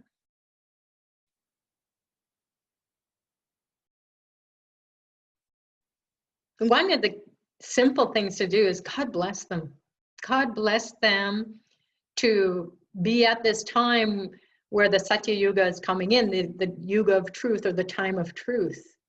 And they're just horrible people, and that truth is going to pervade into them. It's not going to be a pleasant experience. We know from our own spiritual practices, it's not always pleasant. Being on the spiritual path is not pleasant. It's not all peace, love, and Bobby Sherman, right? Or kumbaya. It's like, God, this is intense. Life is big. So imagine if you're a horrible person and the Lord or the divine comes and cleanses you at this point where the Satya Yuga comes. It's kind of like going through fire, you're going to purify. It's like sizzle, and that can be pleasant.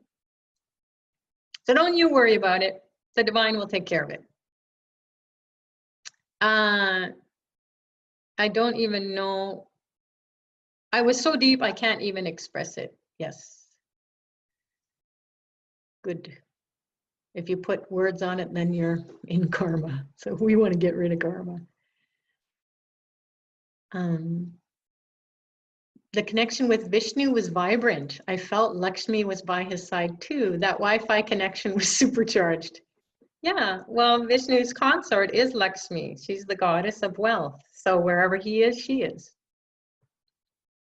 Wonderful, relaxing meditation. Great. We need to relax, right? We got to recharge. I only heard your voice coming from somewhere far. Oh, that's because I was in the other room. No, I'm just kidding. I felt being sleepy, but your voice was very clear and kept me alert. That's what it is. I can say that I'm doing nothing. I truly can say that. The energy or the intelligence is coming and it is bombarding me. I have no control over what I'm going to do next or who I'm going to say. And then I just trust that Dr. Pillai, because we've asked him to be present, he's a spiritual master. He's everywhere and he's all powerful and he's all knowing.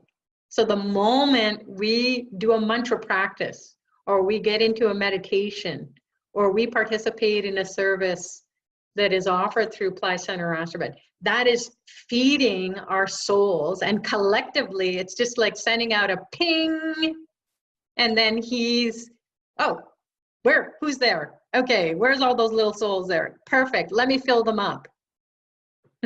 Wherever you are in the world, it doesn't matter. So that's what a spiritual master does. He doesn't have, you don't have to see him physically, you don't have to call him, right? The only way you call him is through the phonemes. It's not through the phone.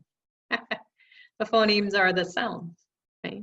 The syllables that are sacred, that he unlocks the secret to. So I have no mastery over it. The only mastery is that I know that if I just call on the divine, it's going to come. Just like Christ said, I just trust in the Father, the Son, the Holy Spirit, right, is going to come after me. I'm the Son. But then he knew he was all one too. There's just different states of consciousness. Okay, the Holy Spirit is the invisible. God, the Father, is like that which donates the sperm to the ovum so everything can happen, right? Without that, it's not going to happen. Creation isn't going to happen. The baby, I mean. And then the Son is just like, he's the God-man. That's what we are. We're the God-man, God-woman. We just are a mix mash of everything.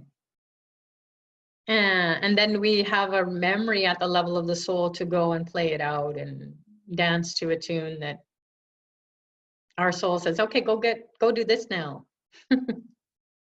Right? So yeah, the different beings will come and you will feel them, because being is your being. You're being something. You're not doing. You're being it, and the being is coming.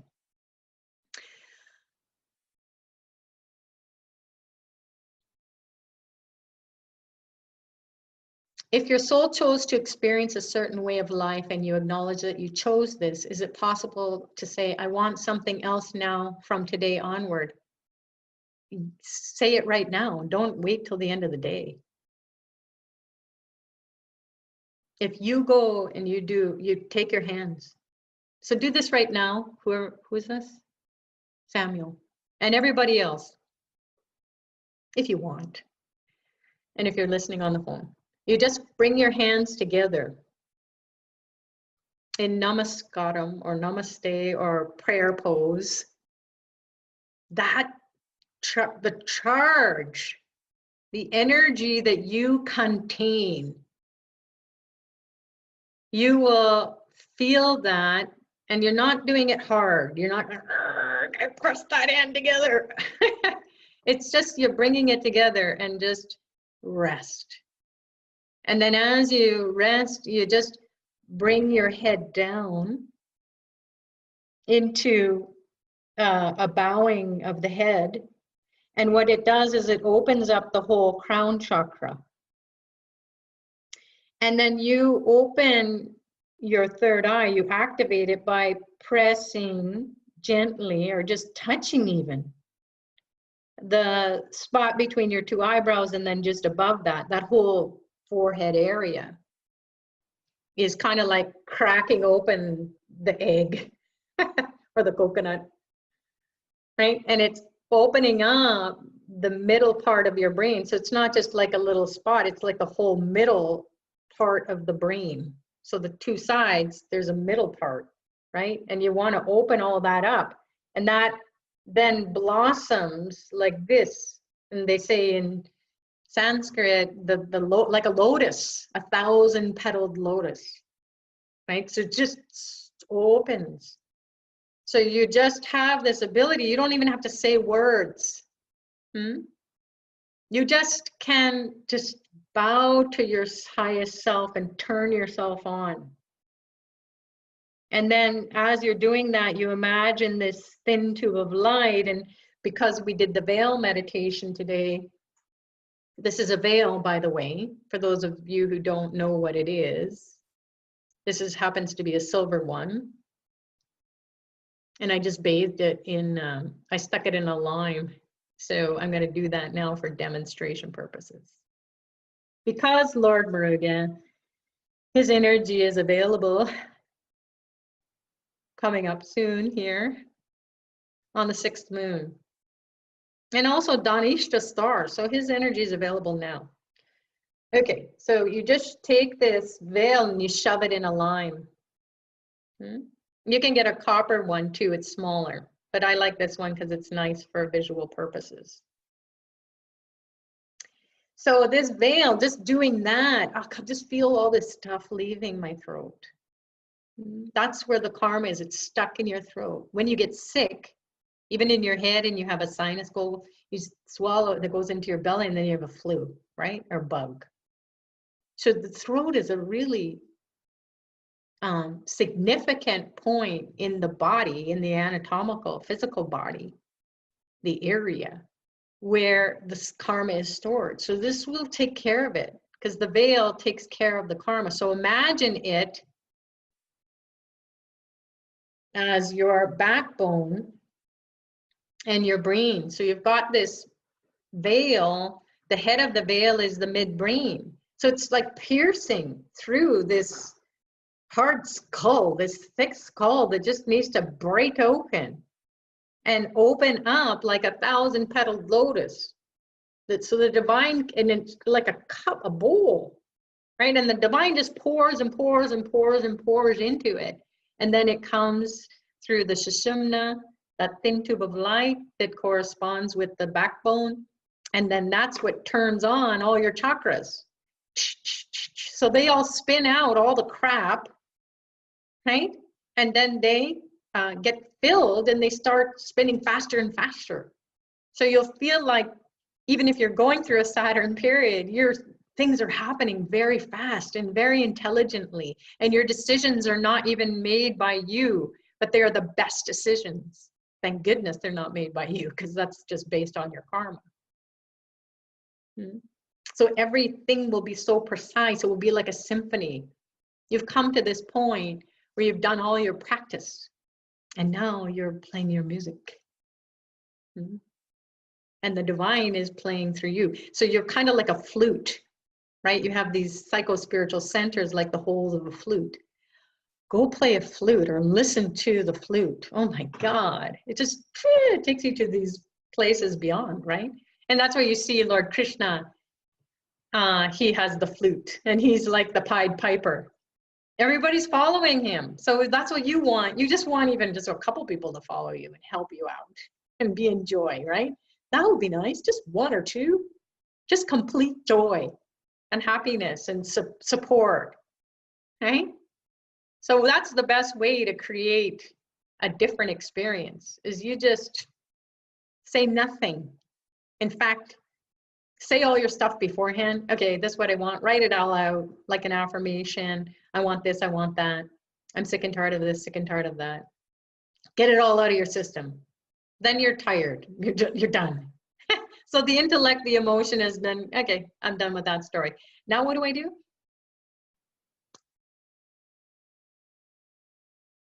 Visualize the veil. Feel the chakras spinning. Feel the light coming and expanding. Then the whole body is expanding. The throat is releasing.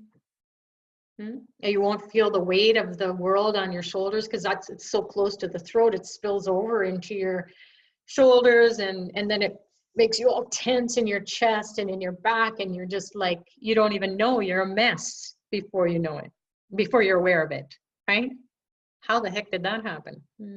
Karma Swarma, right? You have to pay attention to karma. You have to, because karma is thought.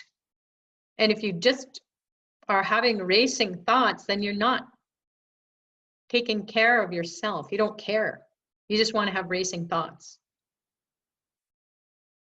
So how to create a different experience? Get settled into yourself and then immerse yourself in beautiful music. Go to nature. Go sit with yourself in a church or a temple or a mosque or whatever it is, nature. and bathe in your highest self. Or you don't have to go anywhere. You can sit just at home if it's a space that you love. And don't say any prayers, don't say any mantras, don't say anything. Just sit there. And then if you have your little mirror, I think I have one. Yeah, I do. I like all my little props. And so you have this little mirror, right? And you just can look in your eyes. And you can just tell yourself what you want, because your eyes are the windows to the soul. So just try that. Do your mantras, do all that other stuff when you're doing your spiritual practices, but just take a moment, just take 1 minute and feel that veil as your backbone and brain. Bring your hands together. So you're setting up the Wi-Fi connection, right? Just get connected, get a good connection, and then go do all your stuff. You can set up your Wi-Fi connection, it's done in 1 second, right? Because you got good Wi-Fi. So that's why we do the practice, to get the right connection. And then you can be chanting 1,000,000 times, fast, slow, aloud, internally, meditating. It doesn't matter. It's all divine. They're unlocking the secrets to your soul. So that's the best way to start to create it. Hope that's helpful, Samuel, and everybody else out there. My law of attraction teacher, Michael Lozier, says, mind your own vibration. There you go. We say, mind your own fabulous business. They say, mind your own vibration. Great. I like that. Any advice if you feel you're missing out on certain experiences that you would like to have but can't for financial reasons? Well, just know that you have to look at that and say, well, I'm always going to have an excuse about my finances until I do something about it, right? So that's one thing. If you're missing out, as Dr. Pillai used to share with us, be happy when you get the call and be happy when you don't. Just be happy. That's the bottom line, or that's the way to be. No one can say, oh, you're missing out. Only you can. So if you're missing out, it's because you've put yourself in that situation. So it's great that you're coming on Saturdays, because Saturn is going to give you that harsh reality check. But then he's kind and he's compassionate, and he will just say, okay, now you just do your spiritual practices, you chant your Shreem Razis. Because there's so many people in the world now who are chanting Shreem Razi, or they're doing some form of abundance consciousness teachings and practices. So collectively, we are raising the roof. If you are missing out, it's because your soul wanted to do that and has an excuse to go do your spiritual practices. Think about that. But it's like anything, you make the most out of it and you say, okay, God, you decide, right? I'm just this little peon, ego-driven, Maya-infused, karmic, cesspool. And it's a mess. And it can be messy every day, even though I've been on the spiritual path my whole life and all these other lifetimes. And oh my God, I've been here, I've been there. Blah, blah, blah, blah, blah. Who cares? You're like a kid in a Toys R Us store. Here's the toy. Just go play with it. Right?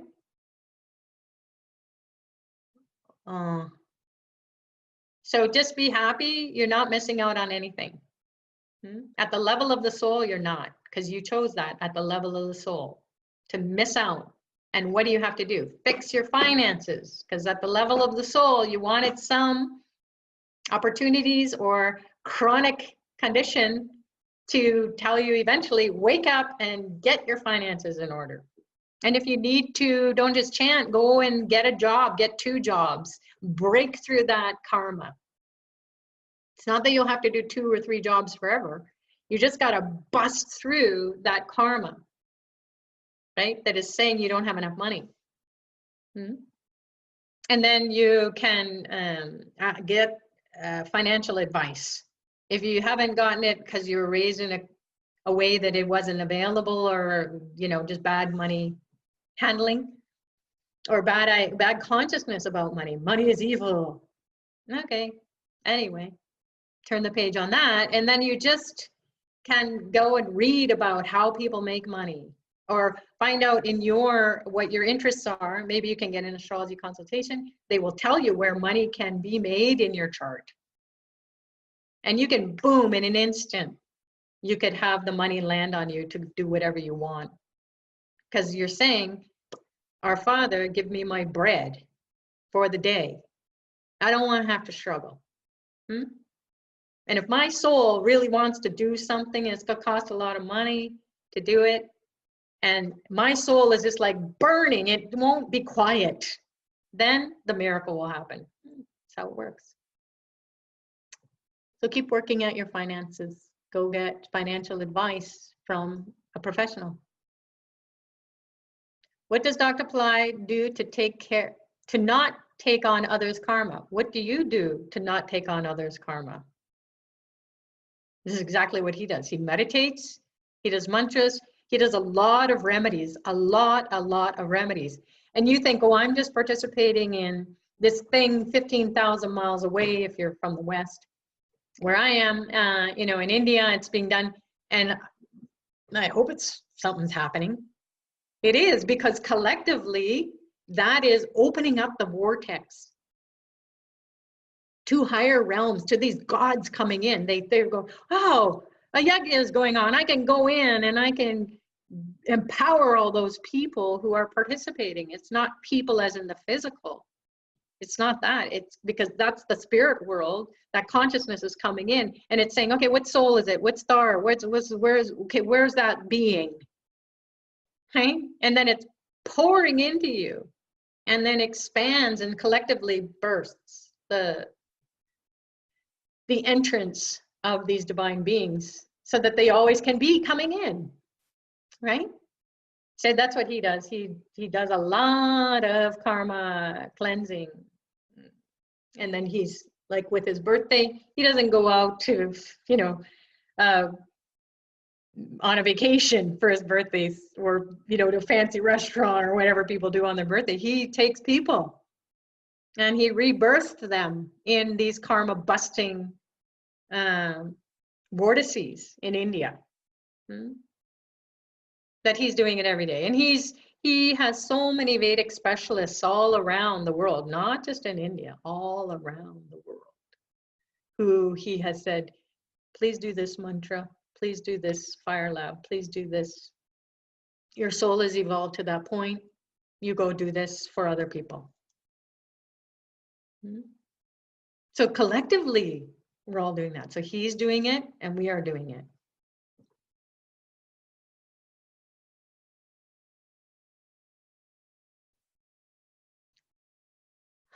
Andrea and Ayana, beautiful, great analogies. Yeah, when I first started studying with Dr. Pillai, I was like, what the heck am I doing? There was nobody to say, hey, this is what's going on. He didn't even speak other than giving a mantra.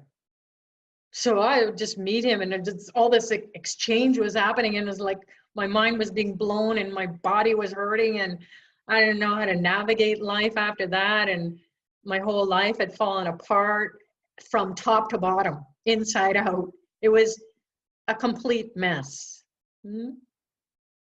And I just said, when I came through, and I was going through Sate, I was going through a really hard time on all levels. And then I just knew that this being, this teacher guy, and he had this big beard, like a long beard and long hair, didn't say a word, and he was in these, the traditional Indian guru garb, and I was like, oh my God, what am I doing? I was so confused and so messed up. And then when I came out of it, as I did the practices, I would feel, okay, clarity. Because each time you go into meditation, each time you go into a mantra practice, get clarity, even if it is for 1 minute. Am I clear? No, keep doing it. Just have one moment of clarity. Because that's all it takes for an aha moment, right? Oh, feel it, right? That's all you need. Then the door is open, the consciousness is, you're like the eye in the storm. So the storm is going on. Life is a storm. And you are that eye in the storm. And you're so all-knowing and all-seeing and all-powerful and all-intelligent, right? Because you're the soul. So I said to him, please never ever let anyone suffer and go be so confused, and you have to do something. I was a freak on him. And he just looked at me and he said, no, I won't do that. And I was like, ah, and I cried and cried. And then he said, but you'll do it. And I went, what? What? Okay, what? Well, how do I? So fast forward 20 years later, that's when I've been doing, and it's so fulfilling and so rewarding, and it's such an honor and grace and blessing. So you don't ever know what the divine has in store for you.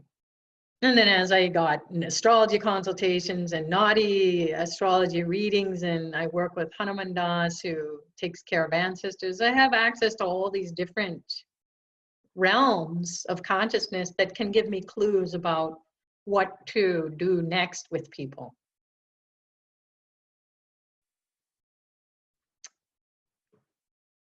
So the analogies help. They helped me because I was like totally confused. And I still get confused. Trust me. I'm a basket case most days. And people say, oh, Sucharita, you're very wise. I would say wisdom is there.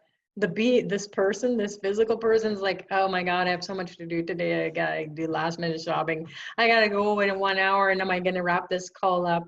And I never can wrap it up, and I never can do anything because I don't have an agenda. I don't have a template. I don't have anything. I have my calendar to tell me when power times are. So the being is going to speak through me, but I never know what's going to happen. So God bless everybody here for letting me know that they're receiving something.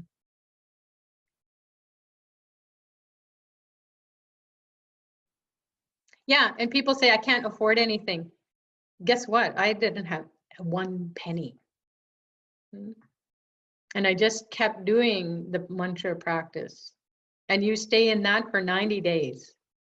And you do it day in and day out. Now we didn't even have, we had tape recorders, those things with the ribbon, right? I blew all those up. They broke. The machines broke.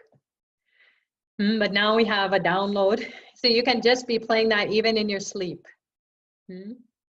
So you can have it on very low volume, such that it's whispering.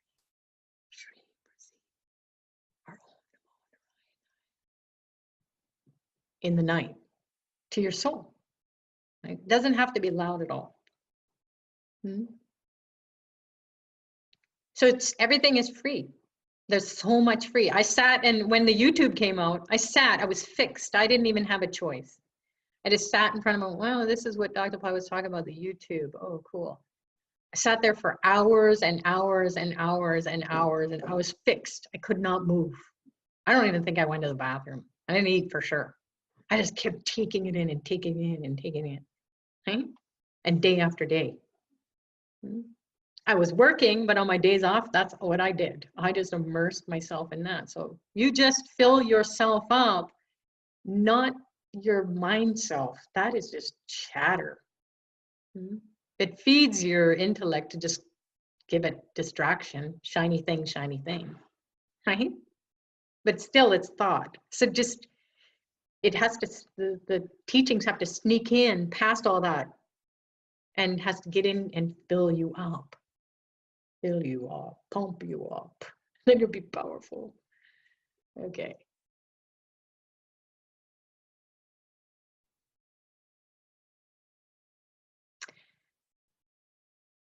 Yeah, you want to visit India? This is what I did. I said, first time. I cried because I couldn't go. I didn't have the money. And I just was showering And I fell on my knees in the shower. And this was not, oh, I'm going to get down on my knees now. I was just sobbing and sobbing. And then I was down on my knees and I put my head and all, stuff was coming out of my nose and, I want to go, I want to go. And then I barely got out of the shower and a friend called me from, I hadn't seen her in a long time. I want to go to India. I said, oh my God, I know where you can go. I can tell you. And well, you come too. I can't afford it. She goes, come, I'll pay. That was it. And so many times since that, it's been paid for in a way that money came out of nowhere. Someone died. My grandmother died.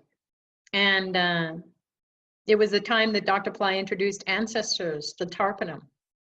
And I went, perfect. It's enough money to go to India and I can pray for her soul. Awesome. So pray. If you want to visit India, you just get India all over you and you get it in you and you just, I am there. Right? And then even if you don't get on the plane and go there, you will feel it. So trust that everything is all going to work out in divine timing. And when you go, you're going to just be the perfect time for you.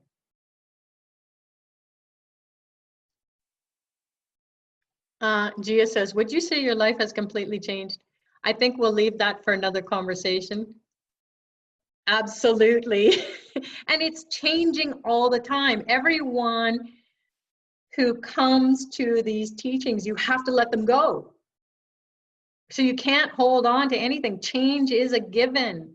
But here's the problem. Everyone in life, most people, let's say 99% of the population of the world, is afraid of change.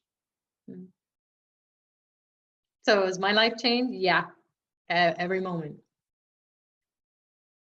And yet I'm this physical body. I have family. I have people around me. But everything changes in all those interpersonal relationships. Everything changes in the career moves. Look at this, we were on Sundays and now we're on Saturdays. It's all changing all the time. So go with it, go with the flow. But we'll talk about some personal, because it's nice to hear the stories. I always love telling the stories about Dr. Pillai and hearing his stories. And I could hear them over and over again. In fact, I do hear them over and over again. And I just chuckle and giggle at the magical moments that he's been through, because he can relate to everyone. He's married, he has a kid, he has a grandkid. So we all can relate to all of that. And he doesn't have an ashram. He doesn't want anybody following him. He just wants you to get to know God. Whatever that looks like, feels like for you, he will give us the highest teachings across the board when it is the right time.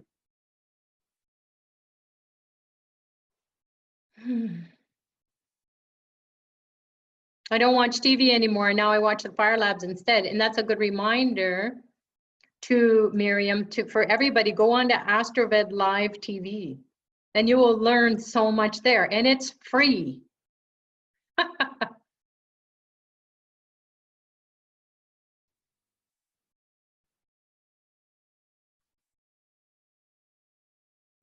May we ask personal questions? Are you married with children?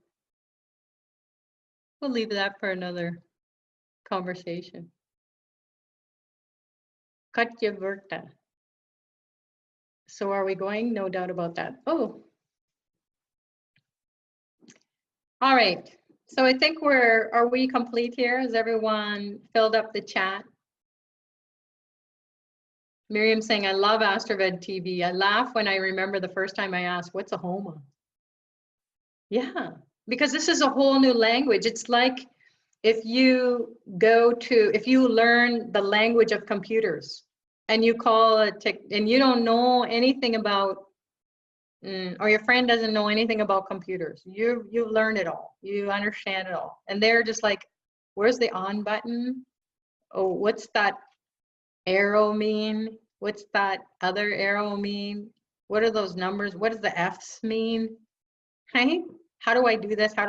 It's a whole new language that we're learning. There's a meaning behind it all. And then once you understand how to do that, speak, then you can navigate. Yeah, so somebody's saying, I just bought some new Indian dresses yesterday. You get into the spirit of it. I love hearing my name when the priest says it out loud. Of course, Andrea, because it's saying, hello, your soul showed up to get the highest blessings. And here's the thing, people say, oh, I think you're a little bit crazy, you're believing in all that stuff. And that's fine. They can say whatever they want. But everyone has a memory at the soul level. And why you've come to these teachings at this point in your soul's journey is because you remember that this worked for you. It's not for every soul. But that doesn't matter, because you just mind your own fabulous business. And you just can smile when the roof gets raised and heaven is coming, right? Can I offer insight on the individual 9-planet fire lab in the birthday package? Please get it. That's all I can say, Karen. Gift it to your daughter. You can gift, if you have a daughter, she's 22, I would want to get the blessings of all the 9 planets. But here's the thing. Do not blow your brains out or your bank account out. The divine knows exactly, and you do too, because the divine is in you, right? So you can look at it and you can get all excited, but don't be a kid in a candy store or someone who has the smorgasbord in front of them. Just choose what intuitively you know is going to be good for you or for that person. And you just trust that. So again, go like this, say your daughter's name, and then go look at the choices. And then you'll feel this alignment, you'll just feel peace. Okay, this is it.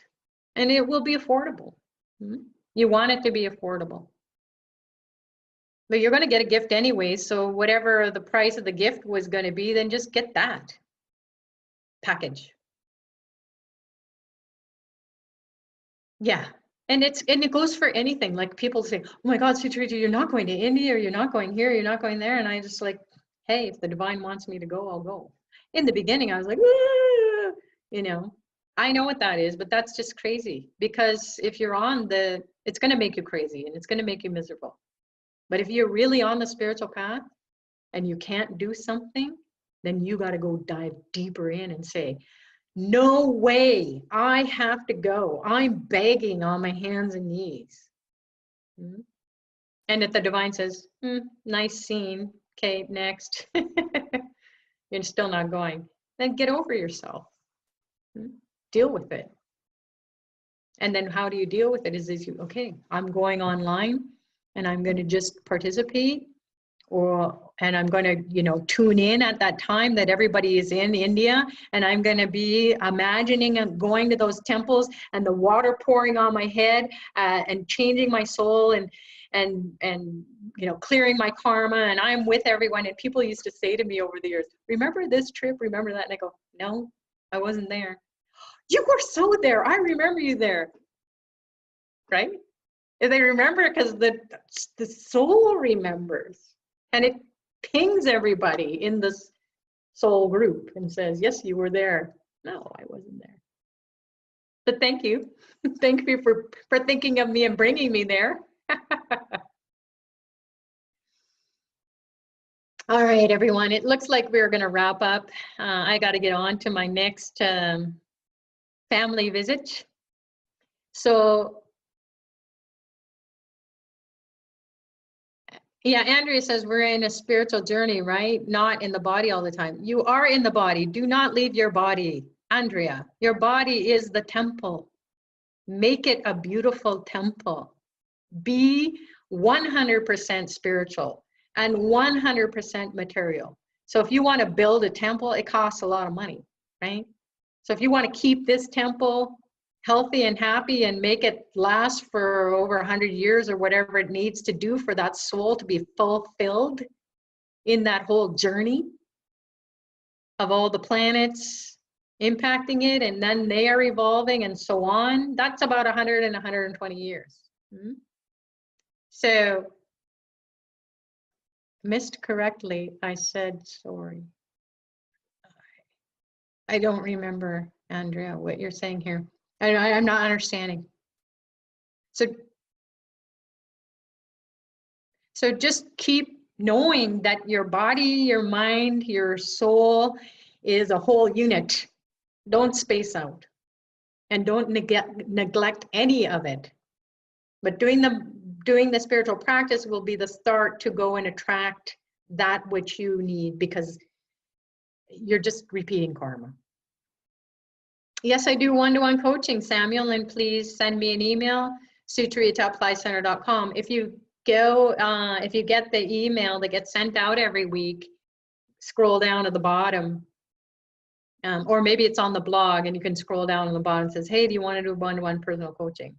So sucharita@applycenter.com, or you can send it to, what is this called? This program, this is called Powertime Practice. So all one word, Powertime Practice @PillaiCenter.com. And I look into that account as well, so can send an email there.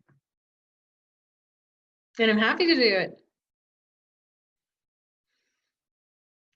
Okay, everyone, I gotta go. So thank you all for joining. Thanks to those of you who are gonna listen to this recording afterwards. Have a very happy holiday season, and may you be blessed with lots of joy and abundance and love, and may you give it and receive it. And it's just gonna be like this ocean of endless universal intelligence pouring through you and expressing in it whatever way it has to be. And it's not always going to be all cheery. Maybe they're going to visit some sick people and it's going to be sad, but you are this beautiful soul who can just rise above that sadness and just smile and sparkle and shine in that moment that it's needed the most. And look on the bright side, because the bright is where the light is, right? And see that God is moving through all these souls' journeys, and just support people who are suffering. If you want to participate in giving the gift that keeps on giving, then go to Tripura Foundation and just click on it, even if it's a $10 gift card. Just go look at those gift cards that the kids make. Oh my God, they're so beautiful. And they just touch your heart, and they just make you to feel so loved. And they do say, God bless you, when you meet them in person, like I have over the years. They just come and hug you like a hug you've never received from anyone, because you help them out of misery that would just be, otherwise they would not have a hope in hell, right? So do that, give that gift. I give that gift in people's names as a gift. So raise the consciousness of others who are just in the material, caught up in the material world. They don't even know that they can get blessings through being charitable. All right, everyone. So God bless you all. Have a Merry Christmas, and we'll see you before the new year. If not, we'll see you in the new year. And then please send your questions to powertimepractice@applycenter.com or sucharita@applycenter.com. And we'll see you next time. Namaste.